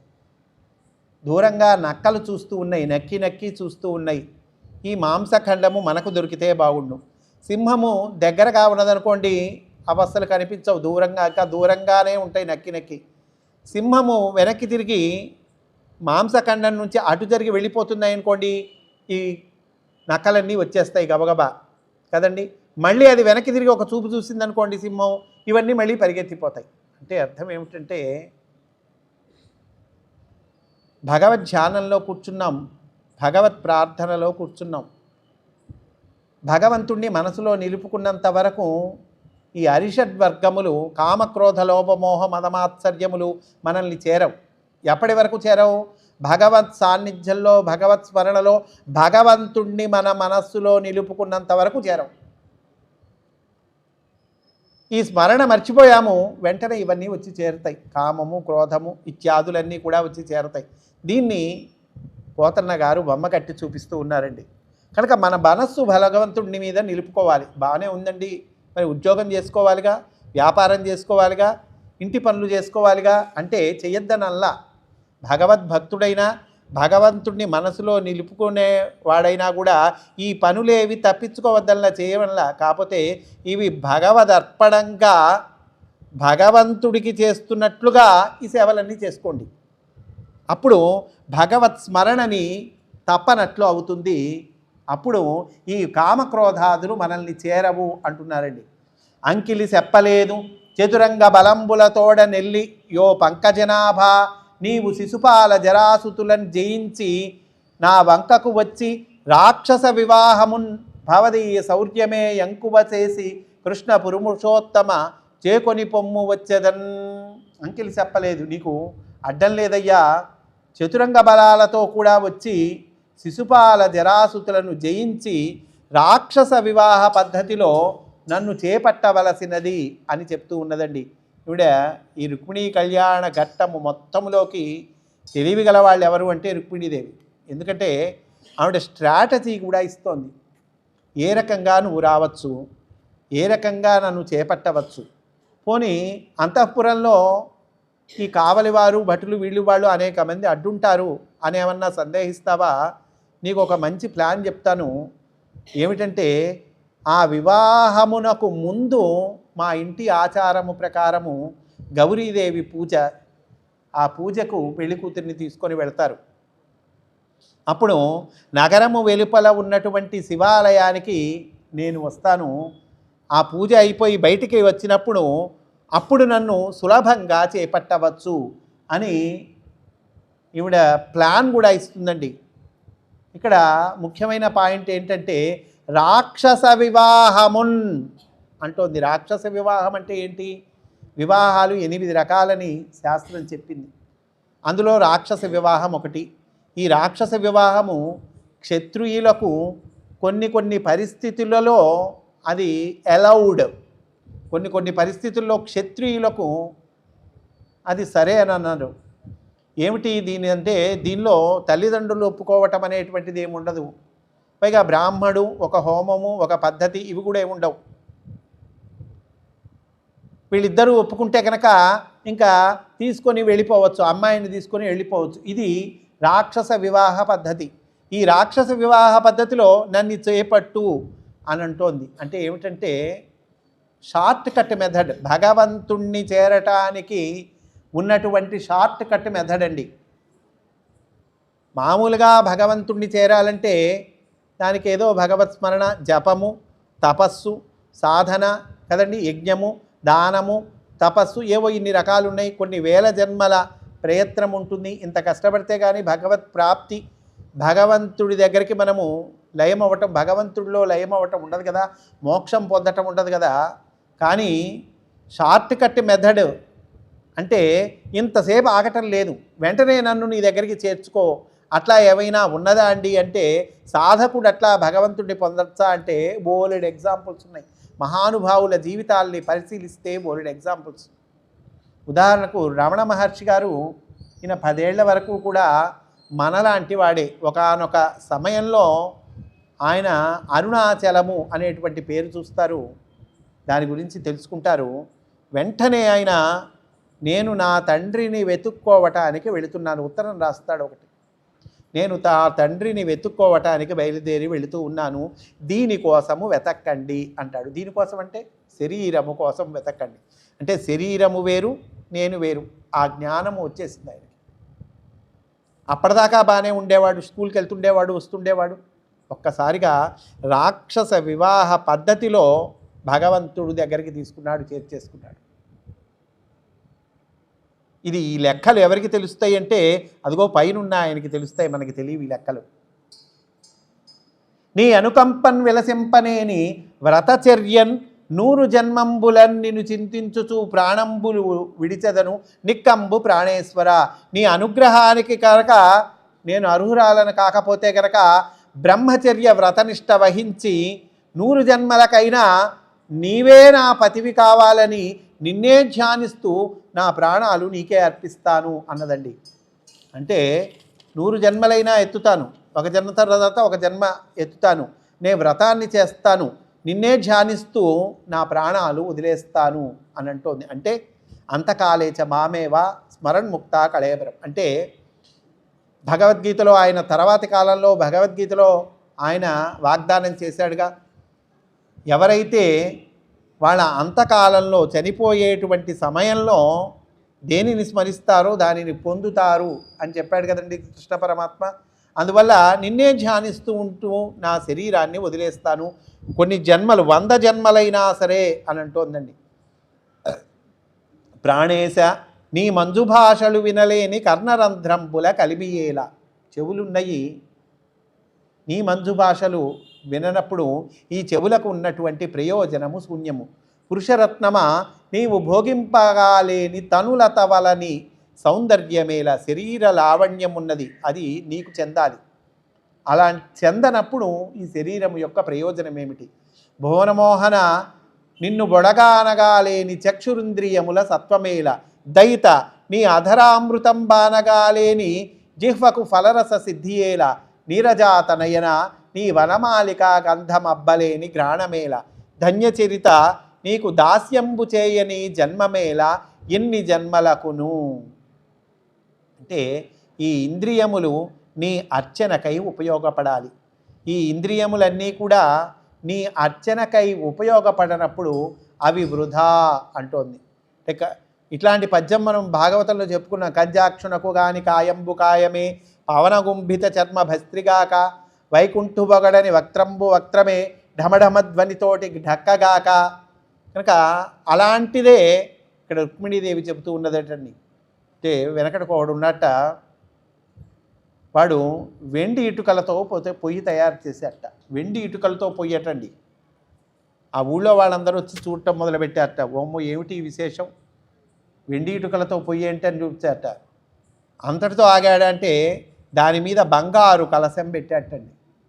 ఇది పాత్ర బంగారమా, బంగారు కలశమా, బంగారం పాత్ర పెట్టాడా, ఇది ఇంకా విశేషంగా ఉందే అని అనుకున్నారట. కట్టెలు చందనపు కట్టెలు పెట్టాట. వంట చెరుగ్గా చందనపు కట్టెలు పెట్టాడు. అమ్మో బాబో, ఏమిటిరా వీడి గొప్పతనము, ఏం చేస్తున్నాడు రా వీడు అని చూస్తే దానిలో తెలగపిండి వండుతున్నట్టండి. అంటే అంత కాస్ట్లీ పొయ్యి ఏర్పాటు చేసినటువంటి వాడు కనీసం పరమాన్నం చేసి భగవంతుడికి నివేదన చేయటం కాదు, తెలగపిండి దాన్ని ఏదో వంటకం చేస్తూ ఉన్నట్ట. అంటే ఈ ఇంద్రియములు, ఈ శరీరము, ఈ జన్మ వృధా చేసుకుంటూ ఉన్నాము. ఈ జన్మ భగవత్ ప్రాప్తిని పొందటానికి ఉపయోగించుకోకుండా అన్యమైనటువంటి విషయాలు, వృధా అయినటువంటి విషయాలతో కాలం గడపటానికి వాడుతూ ఉన్నాం అని చెప్పడానికి ఈ ఉదాహరణ చెప్తారు. ఇది భర్తృహరి చెప్పినటువంటి ఉదాహరణ. కనుక లేఖ అంతా చదవడం పూర్తయిందండి. ఆ బ్రాహ్మణుడు అంటాడు, లేఖ అంతా ఇట్లా పోతన గారు 8 పద్యాల్లో ఇచ్చారండి ఈ లేఖ.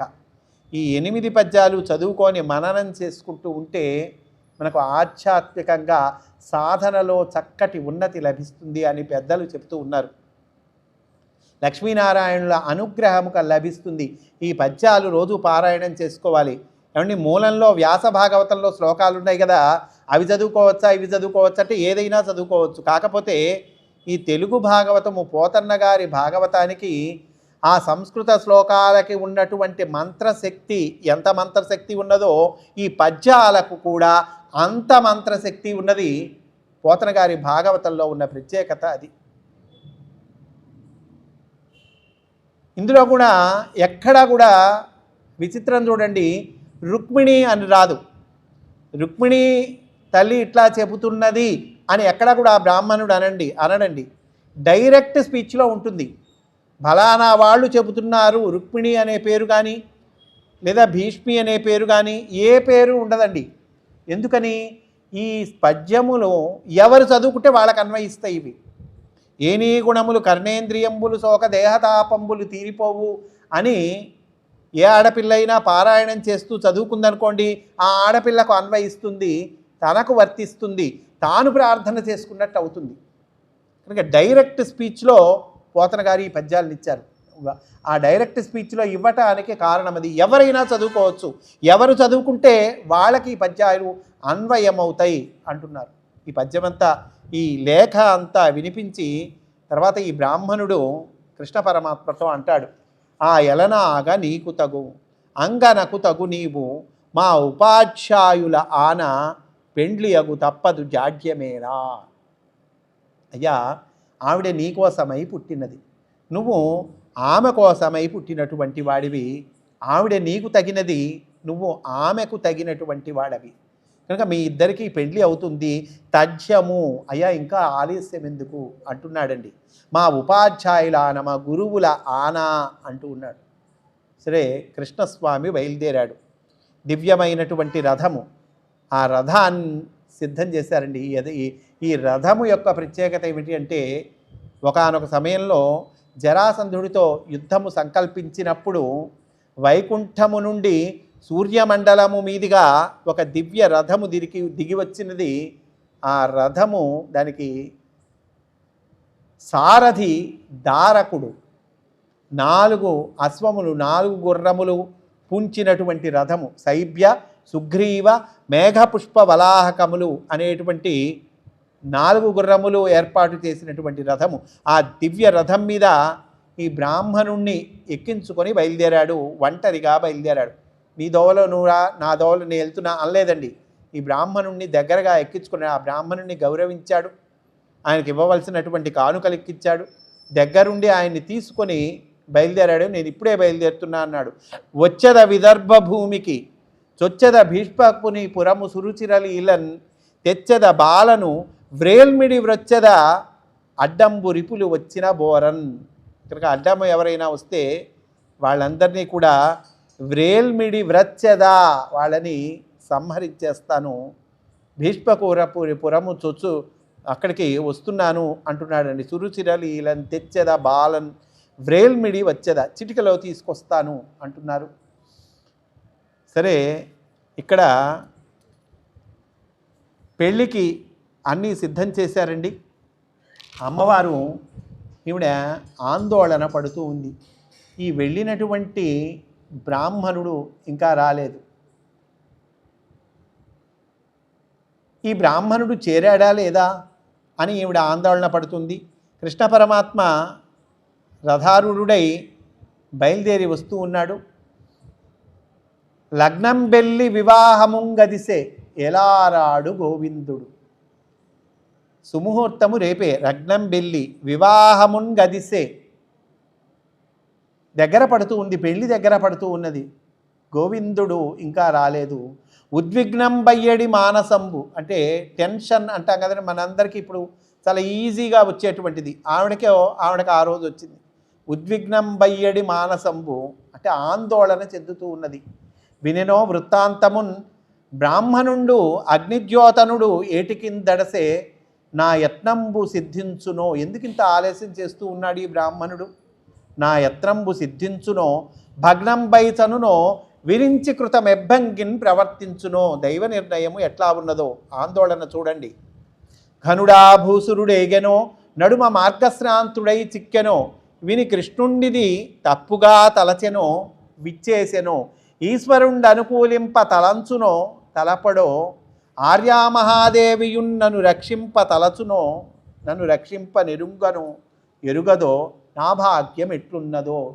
ఘనుడా భూసురుడేగెనో, ఈ బ్రాహ్మణుడు వెళ్ళాడా? నడుమ మార్గశ్రాంతుడై చిక్కెనో, లేదా ఎక్కడైనా అలసట చెంది పాపం చిక్కుబడ్డా? విని కృష్ణుండిది తప్పుగా తలచెనో, ఈ ఆడపిల్ల గడుగ్గాయితనంగా ఇట్లా ఉత్తరం రాయటం ఏమిటి అనేమైనా తప్పుగా భావిస్తూ ఉన్నాడా కృష్ణుడు? లేదా వచ్చాడా?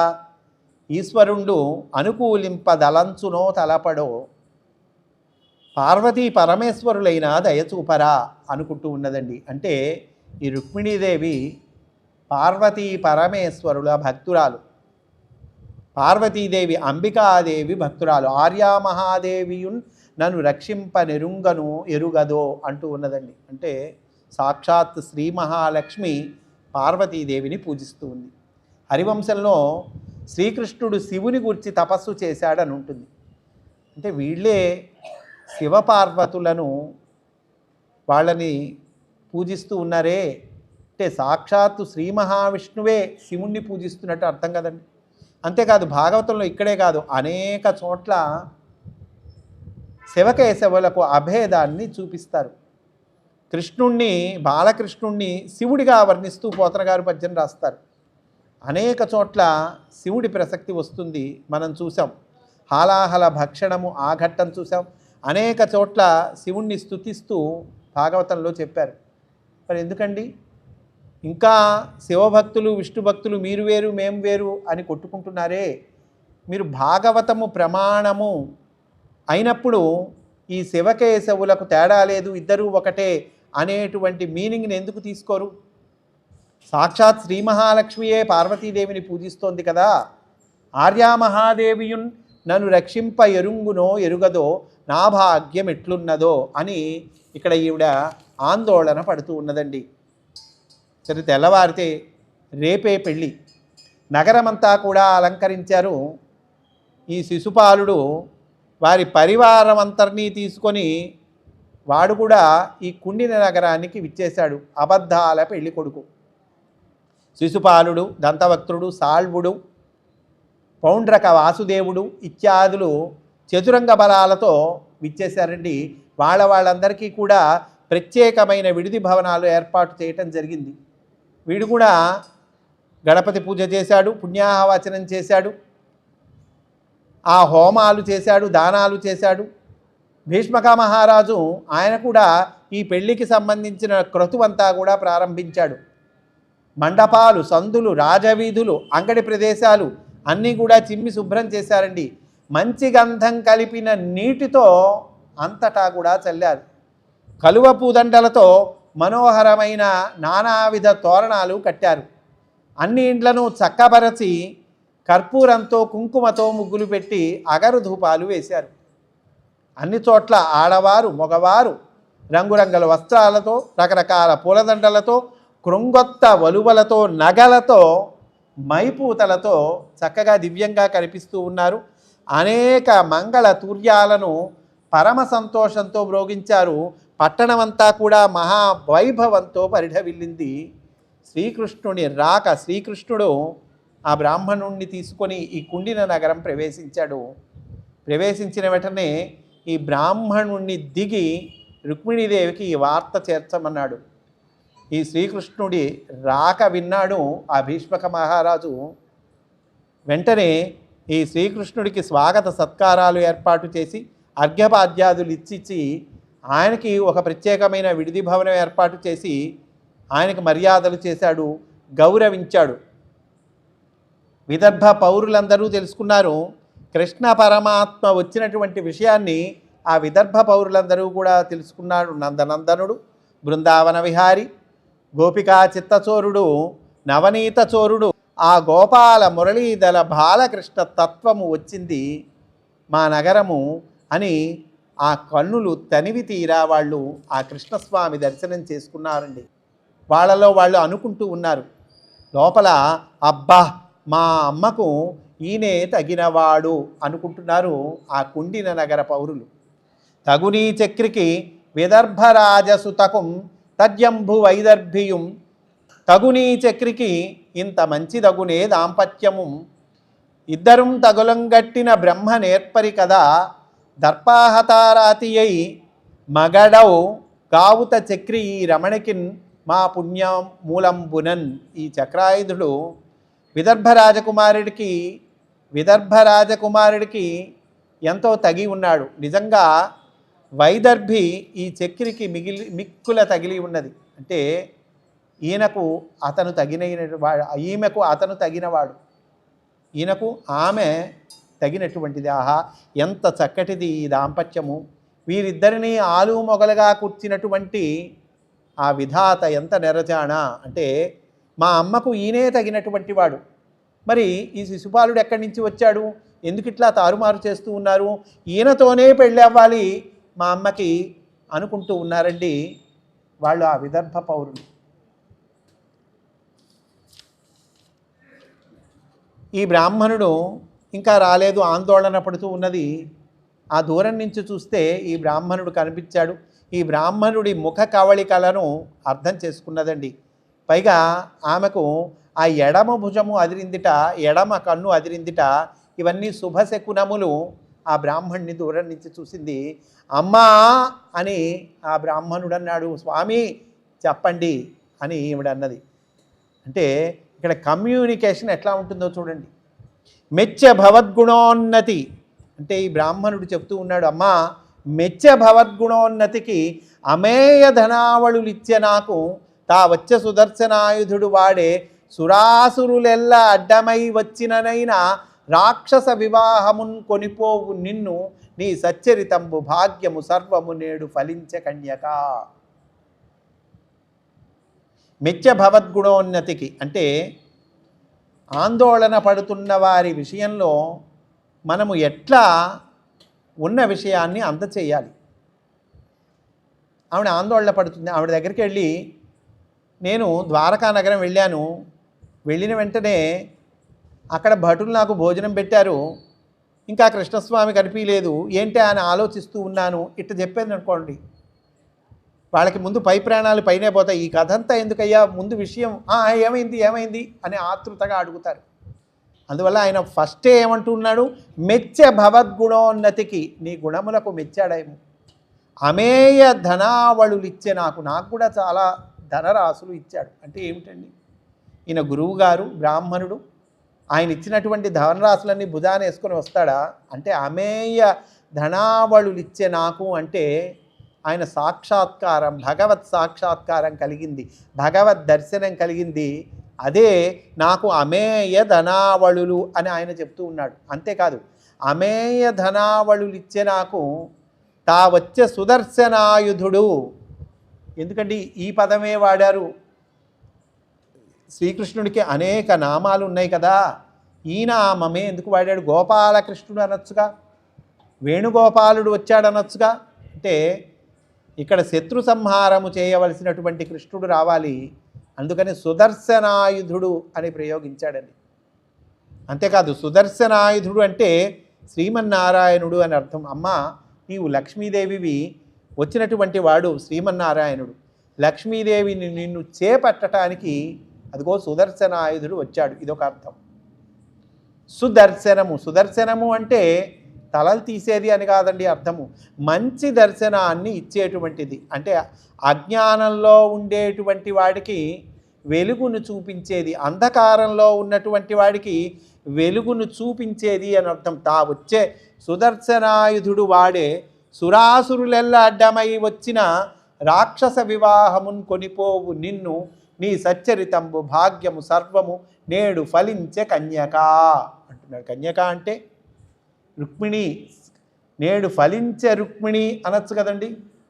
కన్యక అంటే అర్థం ఏమిటంటే ఇందాకే చెప్పుకున్నాం, ఈ పద్యము పారాయణం చేయటం వల్ల చక్కగా వివాహము కాని వాళ్ళకి అవుతుంది అంటున్నాం.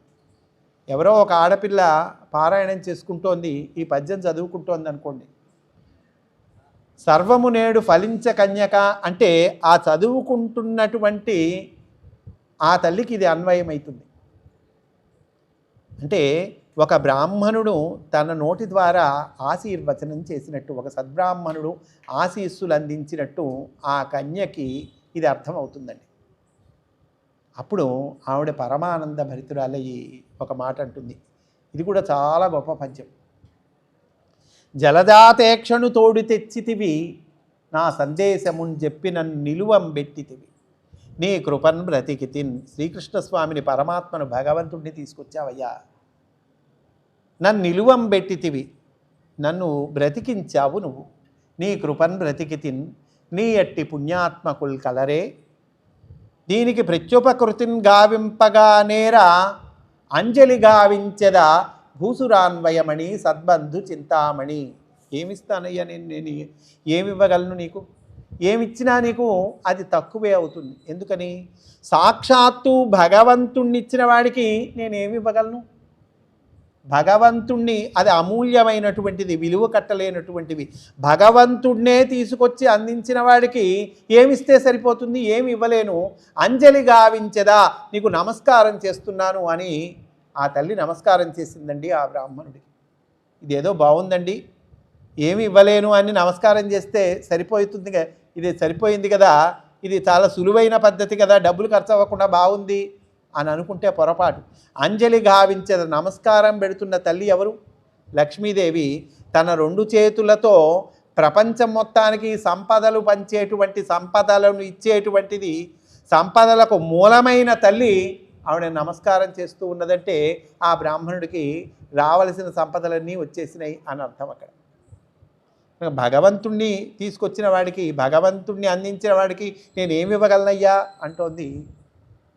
సరే, తెల్లవారి సూర్యోదయ కాలము, ఆ రాత్రి గడిచింది, ఆవిడ ఆనంద పరవశురాలైంది. తెల్లవారితే శివాలయంకి వెళ్ళాలి.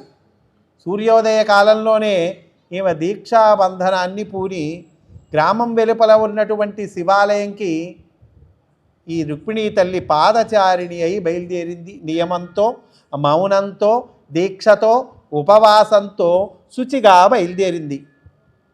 అంబికా ఆలయం వరకు కూడా బారులు తీర్చారు పెద్ద ముత్తైదువులు.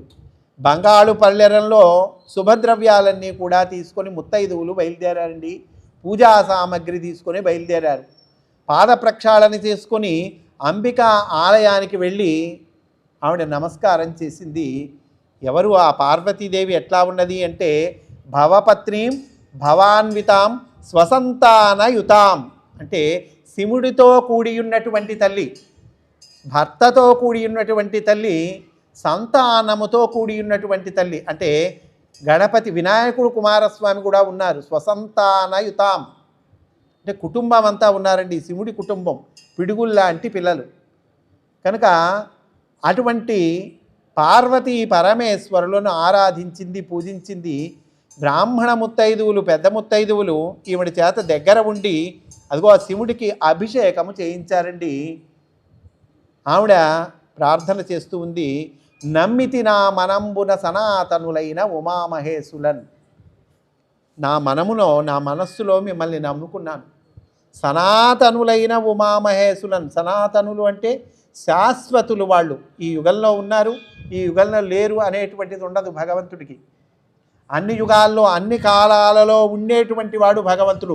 ఎల్లప్పుడూ ఉండేటువంటి వాడు భగవంతుడు. నమ్మితి నా మనంబున సనాతనులైన ఉమామహేశులన్ మిమ్ము పురాణ దంపతుల, ఆది దంపతులు పార్వతీ పరమేశ్వరులు, మిమ్ము పురాణ దంపతుల మేలు భజింతు గదమ్మ, మేటి పెద్దమ్మ దయాంబురాశివి గదమ్మ, హరింపతిసేయుమమ్మ నిన్నమ్మిన వారికెన్నడు నాశము లేదు గదమ్మ ఈశ్వరి. ఆవిడ ప్రార్థన చేస్తూ ఉన్నదండి. దయాంబురాశివి గదమ్మ, దయకు సముద్రము వంటి దానివి నువ్వు.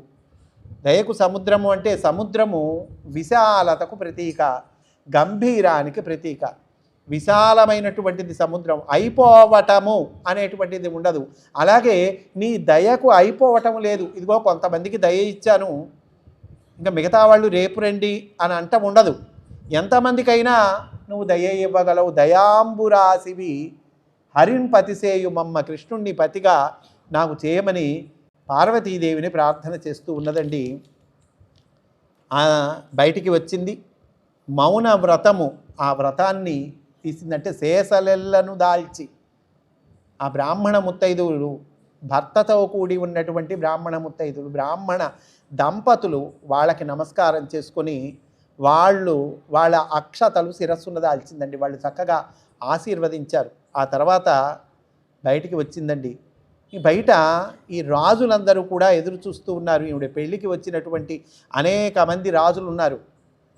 వీళ్ళందరూ ఈ రుక్మిణీదేవి మహా సౌందర్య రాశి అట, ఈవిడిని చూద్దామని వాళ్ళు బారులు తీర్చి నుంచి ఉన్నారు అనేక మంది రాజులు.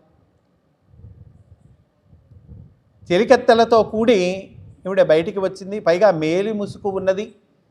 ఆ మేలి ముసుగు పైన ముంగురులు కూడా ఇట్లా కళ్ళ మీద పడుతూ ఉన్నాయి. ఆ ముంగురులను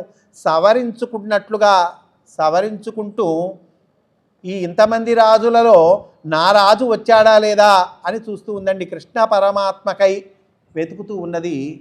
కనియన్ రుక్మిణి చంద్రమండల ముఖం. ఆ శ్రీకృష్ణ పరమాత్మను చూచిందండి. కనియన్ రుక్మిణి. ఎట్లా ఉన్నాడు ఆయన? చంద్రబింబము వంటి ముఖము కలిగి ఉన్నాడు, సింహము వంటి నడుము కలిగి ఉన్నాడు, విశాలమైన కన్నులు కలిగి ఉన్నాడు, విశాలమైన వక్షస్థలము కలిగి ఉన్నాడు, నీలమేఘము వంటి శరీరము కలిగి ఉన్నాడు, పచ్చని పట్టుపుట్టములు ధరించి ఉన్నాడు, చక్రాయుధము కలిగి ఉన్నాడు, విజయమునందు ఆసక్తి కలవాడై ఉన్నాడు, జగములను మోహింపచేసేడు వాడు అయినటువంటి ఆ శ్రీకృష్ణుని ఈ రుక్మిణీదేవి దర్శించింది అంటున్నారండి. ఆ రుక్మిణీదేవి దర్శించింది. చకచక నడుచుకుంటూ ఆ రథం వద్దకు వెళ్ళింది. కృష్ణ పరమాత్మ రథము నుండి వంగి చేతిని చాచి ఆ తల్లికి అందించాడండి. ఆ తల్లి కృష్ణ పరమాత్మ చెయ్యిని పట్టుకున్నది. దానితో పాణిగ్రహణ ఘట్టము పూర్తి అయింది. ఆవిని పైకి తీసుకున్నాడు. ఆ శంఖమును పూరించాడు. పాంచజన్య శంఖమును దిక్కులు పిక్కటిల్లేలాగా పూరించాడండి. అంటే ఎవరు తెలుసుకోకుండా వెళ్ళటం కాదు, రహస్యంగా వెళ్ళటం కాదు, శంఖాన్ని పూరించాడు. ఎవరైనా దమ్ముంటే రండి అన్నట్లుగా అన్నమాట. ఆ రథము బయలుదేరి వెళ్ళింది.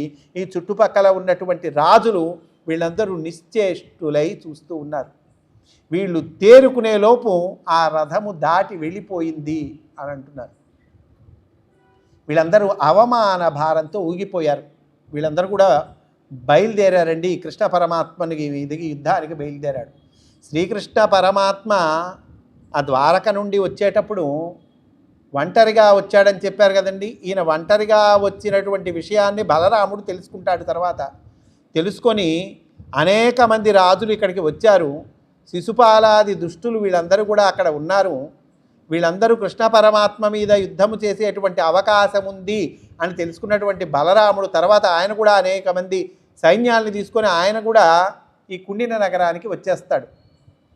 వీళ్ళందరూ ఎప్పుడైతే కృష్ణ పరమాత్మ మీదకి ఈ రాజులందరూ కూడా ఈ రథము వెంట బయలుదేరి పరిగెత్తి వస్తారో ఈ సేనలనందరినీ కూడా యుద్ధంలో హతమారుస్తారు బలరాముడు, మిగతా సైన్యం అందరూ కూడా. ఉక్రోషంతో శిశుపాలుడు అక్కడ నిలబడి ఉంటాడు. వెంటనే జరాసంధుడు వచ్చి ఈ శిశుపాలుడిని ఓదారుస్తాడు. నేను ఆయన్ని చూశానయ్యా, 17 సార్లు యుద్ధం చేశాను నేను, ఒకసారి కాదు 2 సార్లు కాదు. ఆయన బలం ఏమిటో నాకు తెలుసు. అందువల్ల నువ్వు ఏదో మళ్ళీ ఉక్రోషంతో ఆయన మీద యుద్ధానికి వెళతాను ఇలాంటి ఆలోచనలు విరమించుకో. బ్రతుకోవచ్చు నొడల ప్రాణంబులుండిన బ్రతుకు కలిగనేని భార్య గలదు. బ్రతికితీము భార్య పట్టు దైవ మెరుంగు వగవ వలదు చైద్య వలదు వలదు. బ్రతుకోవచ్చు నొడల ప్రాణంబులుండిన, ముందు ప్రాణాలు చూసుకో, ముందు బ్రతుకు చూసుకో. బ్రతుకుంటే మనం తర్వాత భార్య కావాలంటే తర్వాత అయినా వస్తుంది. అసలు బ్రతికే లేకపోతే భార్య ఎక్కడి నుంచి వస్తుంది? అందువల్ల కాస్త తమాయించుకోవయ్యా, సర్దుకోవయ్యా అని చెప్తూ ఉన్నాడండి ఈ జరాసంధుడు శిశుపాలుడికి చెప్తూ ఉన్నాడు. సరే వీళ్ళందరూ ఇంకా చతికిలబడ్డారు. రుక్మికి పుట్టింటి వాడికి మటుగా తప్పదుగా, వాడు బయలుదేరాడండి ఉక్రోషంతో ఈ రథం వెంట పరిగెడుతూ ఉన్నాడు. కృష్ణ పరమాత్మను దూషిస్తూ ఉన్నాడు. మాసరివాడవా మా పాప గొనిపోవా, ఏ పాటి గలవాడవు ఏది వంశము, ఎందు జన్మించితివి ఎక్కడ పెరిగితివి, ఎయ్యది నడవడి ఎవ్వడెరుంగు, మానహీనుడవీవు మర్యాదలు ఎరుగవు, మాయగై కొని కాని మలయరావు, నిజరూపమున శత్రు నెవహంబు పైబోవు, వసుదేశుడవు గావు వావిలేదు. ఇవన్నీ దూషిస్తూ ఉన్నాడు. ఇవి పైకి దూషణలు, లోపల అర్థము స్తుతి అంటున్నారు, నిందాస్తుతి అంటారు. మా సరివాడవా అంటే మాతో సరిపోయేటువంటి వాడివా అంటే కాదుగా. శ్రీకృష్ణుడితో సరిపోవాలంటే ఎన్నాళ్ళకి, ఎప్పటికీ, వీడు ఎన్ని జన్మలకి అసలు సరిపోతాడా? ఆయన పరమాత్మ భగవంతుడు. నీ సరివాడవా కాదు, ఆయన సరివాడు కాదు. మా పాప కొనిపో, ఏ పాటి గలవాడవు ఏది వంశము, ఏ వంశం అని చెప్తావు ఆయనకి? అనేక మంది యోగులు పెద్దలే ఆయన వంశం చెప్పలేకపోయారే. ఎందు జన్మించితివి ఎక్కడ పెరిగితివి, ఎయ్యేది నడవడి ఎవ్వడెరుంగు. ఎవరెరుగుతలు, ఎవరు చెప్పగలరు? భగవంతుడు అన్నిటికీ మూలమైనటువంటి వాడే, అందరికి ఆధారమైన ఆది పురుషుడు కదా. అన్నమాచార్యుల వారంటారు అందరికి ఆధారమైన ఆది పురుషుడితడు అంటారు కదండి అన్నమాచార్య. అహం సర్వస్య ప్రభవ మత్తః సర్వం ప్రవర్తతే ఇది మత్వా భజంతే మాం బుధాభావ సమన్విత అంటారు భగవద్గీతలో. కనుక అందరికీ ఉత్పత్తి స్థానమైనటువంటి వాడు, ఆయన నుండే ఈ సృష్టి అంతా వచ్చింది. అంతటా నిండి ఉన్నటువంటి స్వామి అంతర్యామి భగవంతుడు. ఆయనకి ఎక్కడి వాడవు నువ్వు, ఏది నీ నడవడి ఎవడెరుగు, ఇవి ఏంటి, ఆయన నడవడి ఏంటి, వంశం ఏంటి, ఎవరు చెప్పగలరు? మానహీనుడవీవు మర్యాదలు ఎరుగవు. మానము అంటే కొలత, మానహీనుడవీవు అంటే కొలతలకు అందనటువంటి స్వామి, అంతటా నిండి ఉన్నటువంటి స్వామి. ఆయన ఇంతవాడని చెప్పగలవా? ఆ కొలతలు, ఆ లెక్కలు ఆయనకి సరిపోతాయా? మర్యాదలు ఎరుగవు. మర్యాద అంటే హద్దు, హద్దులు లేనటువంటి వాడు స్వామి. హద్దులు లేనటువంటి వాడంటే అనంతుడు, ఇన్ఫినిటీ, ఇంతటి వాడని మనం చెప్పలేము. కనుక మాయగై కొని కానీ మలయరావు. సంభవామి ఆత్మమాయయా అన్నారుగా ఆయన భగవద్గీతలో. నిజరూపమున శత్రు నివహంబు పైబోవు. నిజరూపంలో ఎప్పుడు శత్రు మీదకి రావు. అంతేగా ఒకసారి వరాహ రూపంలో వచ్చాడు కదండి, ఒకసారి మత్స్యం రూపంలో వచ్చాడు, ఒకసారి నారసింహ రూపంలో వచ్చాడు. నిజ రూపంలో రాడు. నిజరూపమున శత్రు నివహంబు పైపోవు, వసుదేశుడవు కావు వావి లేదు. నువ్వు రాజువి కాదు అంటున్నాడు. యయాతి శాపం ఉంది వీళ్ళకి, వీళ్ళు రాజార్హత లేదు ఈ వంశానికి. ఆ మర్యాదని, వంశ మర్యాదని కృష్ణుడు పాటించాడండి. కానీ రాజ్య భారాన్ని తాను వహించాడు, కానీ ఆ రాజ్య పదవి అక్కర్లేదని తృణీకరించాడు. నీవు గుణరహితుండవు, ఆయనకి గుణాతీతుడు, గుణములకు అతీతుడైనటువంటి స్వామి కనుక ఇది నిందాస్తుతి. శిశుపాలుడు స్తుతి చేస్తాడా? కాదుగా, శిశుపాలుడు నిందే చేస్తాడు, తిట్టాడు. ఇది పోతన చమత్కారంగా అనిపిస్తుంది. ఇక్కడ తిట్టినప్పుడు తిట్టాడు అని రాయాలి, కానీ భగవంతుణ్ణి దూషించటము, తిట్టటము ఆయన పోతన గారికి చెయ్యరాదు, పోతన గారు తిట్టాడు.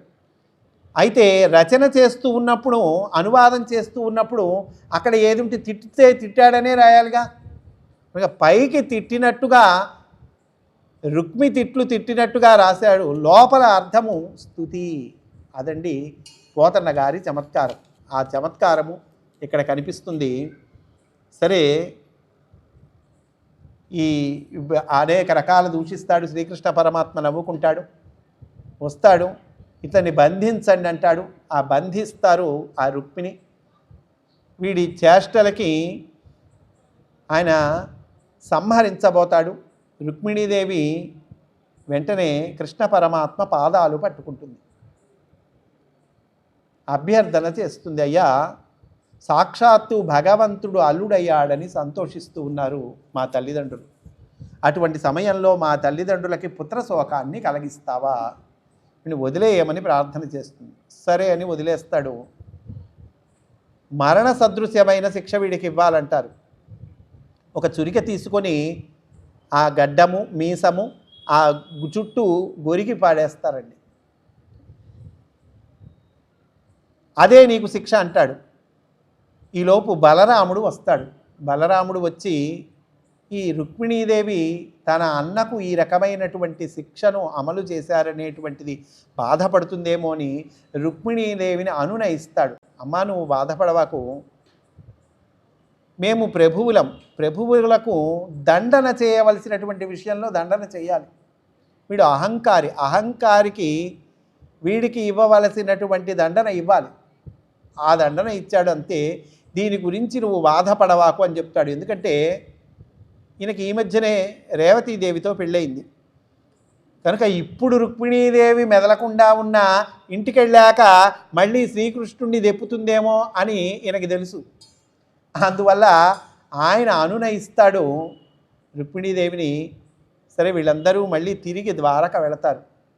ఆ రుక్మికి అందించవలసిన శిక్ష అందించి వీళ్ళు మళ్ళీ ద్వారకకు వెళ్ళేసరికి ఆ ద్వారకలో పౌరజనము, పెద్దలందరూ కూడా చక్కటి పెండ్లి ఏర్పాట్లు చేస్తారు. ఎందుకండి, వీళ్ళకి తెలియదుగా. కాదు, శ్రీకృష్ణ పరమాత్మ వెళ్ళాడంటే తప్పకుండా అమ్మని చేపట్టి వస్తాడు అని అంత చక్కగా బ్రహ్మాండంగా పెళ్లి ఏర్పాట్లు చేస్తారండి. ఆ పెళ్లి చాలా బ్రహ్మాండంగా జరుగుతుంది, సశాస్త్రీయంగా జరుగుతుంది. ధ్రువకీర్తిని హరి పెండ్లి ఆడే నిజ చేతోహారిణిన్ అంటున్నారు. ఆ లక్ష్మీదేవిని ఈయన పెండ్లి ఆడాడు అని అంటూ ఆ పెండ్లికి ఎవరెవరు వచ్చారు, ఏ దేశము వాళ్ళు వచ్చారు కూడా లిస్ట్ ఇస్తారండి. ఆ దేశంలో, ఆ లిస్టులో విదర్భ దేశ రాజులు కూడా వచ్చారని ఉంటుంది. అంటే తల్లిదండ్రులు కూడా ఈ వివాహానికి, ఈ పెండ్లికి, కళ్యాణోత్సవానికి హాజరయ్యారు. ఇప్పుడు చెప్పండి, పెద్దలకు ఇష్టం లేకుండా రుక్మిణీదేవి వెళ్ళి పెళ్లి చేసుకుంది అనేటువంటి అపవాదు చెప్తారు కొంతమంది. ఇది చాలా పొరపాటు. పెద్దలకు ఇష్టం లేదు కాదు, తల్లిదండ్రులు ఒప్పుకున్నారు, బంధువులు ఒప్పుకున్నారు, ఒక్క రుక్మి ఒప్పుకోలే. ఎందుకని? అది కూడా శ్రీకృష్ణుడి పట్ల, భగవంతుడి పట్ల శత్రుభావము వహించి ఒప్పుకోలే రుక్మిణి. శిశుపాలుడు. ఇందులో అంతరార్థం కూడా చెప్పుకుందామండి, కొద్దిగా సమయము పర్మిట్ చేసినంత వరకు చెప్పుకుందాం. మరి రుక్మము అంటే బంగారము అంటున్నారు. అది లౌకిక సంపదలకు ప్రతీక. వ్యక్తిగా రుక్మి ఎవరు? వ్యక్తిగా మూర్తీభవించినటువంటి అహంకారము. రుక్మిణీదేవి అంటే భగవంతుణ్ణి చేరకుండా అడ్డుపడుతున్నది ఎవరు? రుక్మి. రుక్మి అంటే సంపదలకు ప్రతీక, అహంకారానికి ప్రతీక, మమకారానికి ప్రతీక. అంటే భగవంతుణ్ణి చేరకుండా అడ్డుపడుతున్నటువంటివి ఈ అహంకార మమకారములు, ఈ భౌతిక సంపదలు. ఇవే భగవంతుణ్ణి చేరకుండా అడ్డుపడుతున్నవి అంటున్నారండి. పైగా వేదాంత పరిభాషలో ఆత్మకి పతిస్థానము అన్నారు, బుద్ధికి పత్నీస్థానం చెప్పారు. ఆత్మాత్వం గిరిజామతి అన్నారు శంకరాచార్యుల వారు. శివ నువ్వు ఆత్మవు, పార్వతీదేవి బుద్ధి అన్నారు. భగవద్గీతలో ఒక శ్లోకం చెప్పారు, ఇంద్రియాణి పరాణ్యాహు ఇంద్రియేభ్య పరం మనః మనసస్తు పరా బుద్ధి యో బుద్ధే పరతస్తు సహా. ఏమిటి ఈ శ్లోకం అర్థం అంటే కనుక, శరీరము జడమైనది, ఈ శరీరము కన్నా పై స్థాయిలో ఉన్నటువంటివి ఇంద్రియములు, కర్మేంద్రియములు, జ్ఞానేంద్రియములు. ఎవరు ఇంద్రియములు అంటే ఈ అన్నదమ్ముల పేర్లు చెప్పారుగా, వీళ్ళే ఇంద్రియములు. పాంచభౌతిక ప్రకృతులు అంటే పంచభూతములు 5 ఉన్నాయి మనకి కదండి, పంచ తన్మాత్రలు 5 ఉన్నాయి, జ్ఞానేంద్రియములు 5 ఉన్నాయి, కర్మేంద్రియములు 5 ఉన్నాయి, పంచ ప్రాణములు 5 ఉన్నాయి, పాంచభౌతిక ప్రకృతులు అంటారు. ఈ 5 అన్నదమ్ములు వాళ్ళే. శరీరము జడమైనది, శరీరము కన్నా చైతన్యవంతమైనటువంటివి ఇంద్రియములు. ఈ ఇంద్రియముల కన్నా చైతన్యవంతమైనటువంటిది మనస్సు, మనస్సు కన్నా చైతన్యవంతమైనది బుద్ధి, బుద్ధి కన్నా చైతన్యవంతమైనది ఆత్మ. ఈ ఆర్డర్ చూసుకోవాలి. ఈ ఆర్డర్ తెలిస్తే మనకి ఇందులో అర్థమవుతుంది. చైతన్యవంతము అంటే పై స్థాయిలో ఉన్నటువంటిది, అంటే శరీరము కన్నా పై స్థాయిలో ఉన్నటువంటిది ఇంద్రియములు, ఇంద్రియముల కన్నా పై స్థాయిలో ఉన్నది మనస్సు. పై స్థాయి అంటే మళ్ళీ మేల్కాంచిని ఉండుట, చైతన్యవంతమైనవి, మేల్కాంచి ఉన్నవి, పై స్థాయిలో ఉన్నవి. కనుక శరీరము కన్నా పై స్థాయిలో ఇంద్రియములు, ఇంద్రియముల కన్నా పై స్థాయిలో మనస్సు, మనస్సు కన్నా పై స్థాయిలో బుద్ధి, బుద్ధి కన్నా పై స్థాయిలో ఆత్మ. ఈ ఆత్మలో తిరుగాడు వాడే పరమాత్మ. ఇవన్నీ ఎక్కడున్నాయి? మనలోనే ఉన్నాయి, ఎక్కడో బయట లేవు, మనలోనే ఉన్నాయి ఇవన్నీ కూడా. ఈ బుద్ధి ఎప్పుడైతే పరమాత్మకు సరెండర్ అవుతుందో, పరమాత్మకు శరణాగతి చెందాలి బుద్ధి. ఉదాహరణకి దేవాలయానికని బయలుదేరామండి మనం. ఈ దేవాలయానికి బయలుదేరమని చెప్పింది ఎవరు? బుద్ధే చెప్పింది. బుద్ధి చెప్పింది దేవాలయానికి వెళ్ళు, చక్కగా 6:30కి ఏదో మంచి ప్రవర్తన లేదా ఏదో అన్నమాచార్య కీర్తనల గానం జరుగుతోంది, దేవాలయానికి వెళ్ళమని చెప్పింది. బయలుదేరాం. మధ్యలో గుర్తుకొచ్చింది, అరే మన ఫేవరెట్ హీరో సినిమా ఆడుతోంది కదా, ఆ సినిమాకి వెళదాము అని అనిపించింది. మధ్యలో సగం దూరం వచ్చాక మళ్ళీ మార్చుకున్నాడు, వెళ్ళి సినిమా హాల్కి వెళ్ళి కూర్చున్నాడు. అంటే సినిమా అంటే ఈ కన్ను అనే ఇంద్రియము ఆకర్షింపబడింది, కన్ను అనే ఇంద్రియము సినిమాకి వెళదాము అని సినిమా వైపు లాగింది. కన్ను లాగితే కాళ్ళు కూడా దాంతోపాటు వెళ్ళినాయి, బుద్ధి కూడా వెళ్ళిందిగా, బుద్ధి కూడా దాంతోపాటే వెళ్ళింది. అంటే ఈ బుద్ధిని అన్యమైన విషయములు, కూడని విషయముల వైపు లాగుతున్నది ఎవరు? ఇంద్రియములు. ఈ ఇంద్రియములు మనల్ని కూడని విషయాల వైపు లాగుతూ ఉంటాయి. ఇక్కడ జాగ్రత్త పడాలి మనం. వినగూడనివి వినమంటాయి. గణపతి నవరాత్రులు, గణపతి పందిరేసుకున్నారు కుర్రాళ్ళు, మంచిది. భగవంతుడి ధ్యానం అందరం కలిపి చేసుకుందాం, చక్కగా పండగ చేసుకుందాం అనుకున్నారు, మంచిది. ఒకరికొకరికి ఒక రకమైన పరస్పర భావము ఇది చక్కగా పెంపొందుతుంది. పెట్టుకోవద్దురా, మనము అన్నీ చక్కగా మంచిగా చేసుకుందాము, అంత ఆధ్యాత్మిక విషయాలే ఏర్పాటు చేసుకుందామన్నారు, చాలా మంచి విషయం. కానీ ఒకరోజు గడిచింది, 2 రోజులు గడిచింది, లాభం లేదురా, ఇట్లా డీజే పాటలు పెట్టుకుందాం అనుకున్నారు. డీజే పాటలు పెట్టుకున్నారు, ఆ పాటలు కూడా సినిమా పాటలు పెట్టుకున్నారు. ఆ సినిమా పాటల్లో కూడా మంచి పాటలు ఉన్నాయి, అట్లా కాదు, ఇంకేవో అశ్లీలమైనటువంటి పాటలు పెట్టుకున్నారు. ఆ డీజే సౌండ్స్ ఎట్లా ఉంటాయండి, మన గుండె మీద ఆ పాటల మధ్యలో మనం కూర్చుంటే మన గుండె మీద దబీ కొట్టినట్లుగా ఉంటాయి. అంటే మొదట మంచిగా చేసుకుందాం అనుకున్నటువంటి వాళ్ళు ఇప్పుడు డీజే పాటలు పెట్టుకున్నారు. అంటే ఏమైంది? ఈ చెవి అనేటువంటి ఇంద్రియము కూడని విషయం వైపుకు లాక్కెళ్ళింది. వినగూడనివి వింటాం, చూడగూడనివి చూస్తాం, తినగూడనివి తింటాం.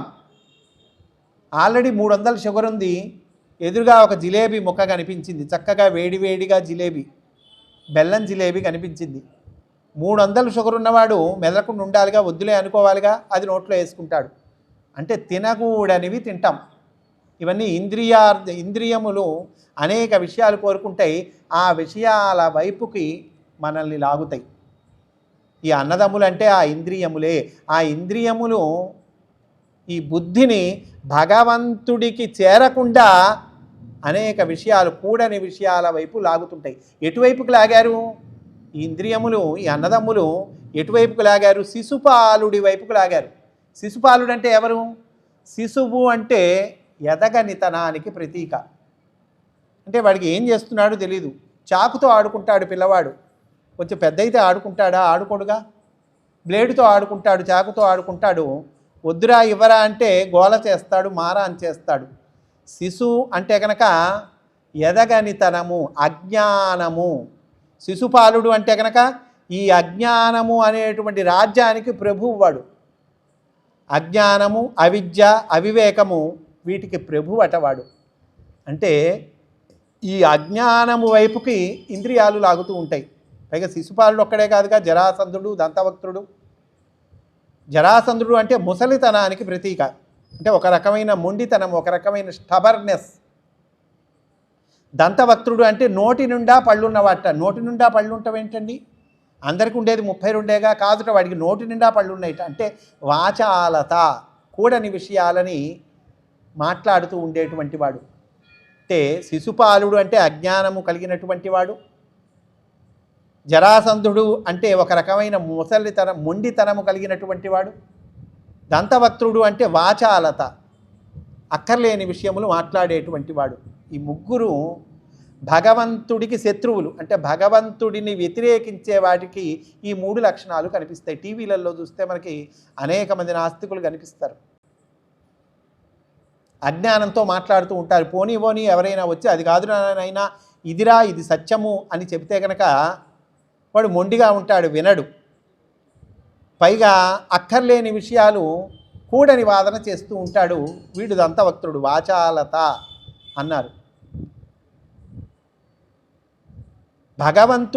బుద్ధి భగవంతుణ్ణి చేరాలనుకుంటే ఈ ఇంద్రియము లాగి అజ్ఞానానికి ఇచ్చి పెళ్లి చేయాలనుకుంటున్నాయి.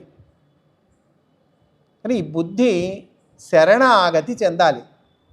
మరి ఇటువంటి పరిస్థితుల్లో ఏమిటి ఉపాయము అంటే, రుక్మిణీదేవి ఏం చేసిందో చూడండి, అదే ఉపాయం అంటున్నారు. రుక్మిణీదేవి ఏం చేసింది? గురువుని ఆశ్రయించింది. అగ్నిజ్యోతనుడు అనేటువంటి ఒక గురువుని ఆశ్రయించింది.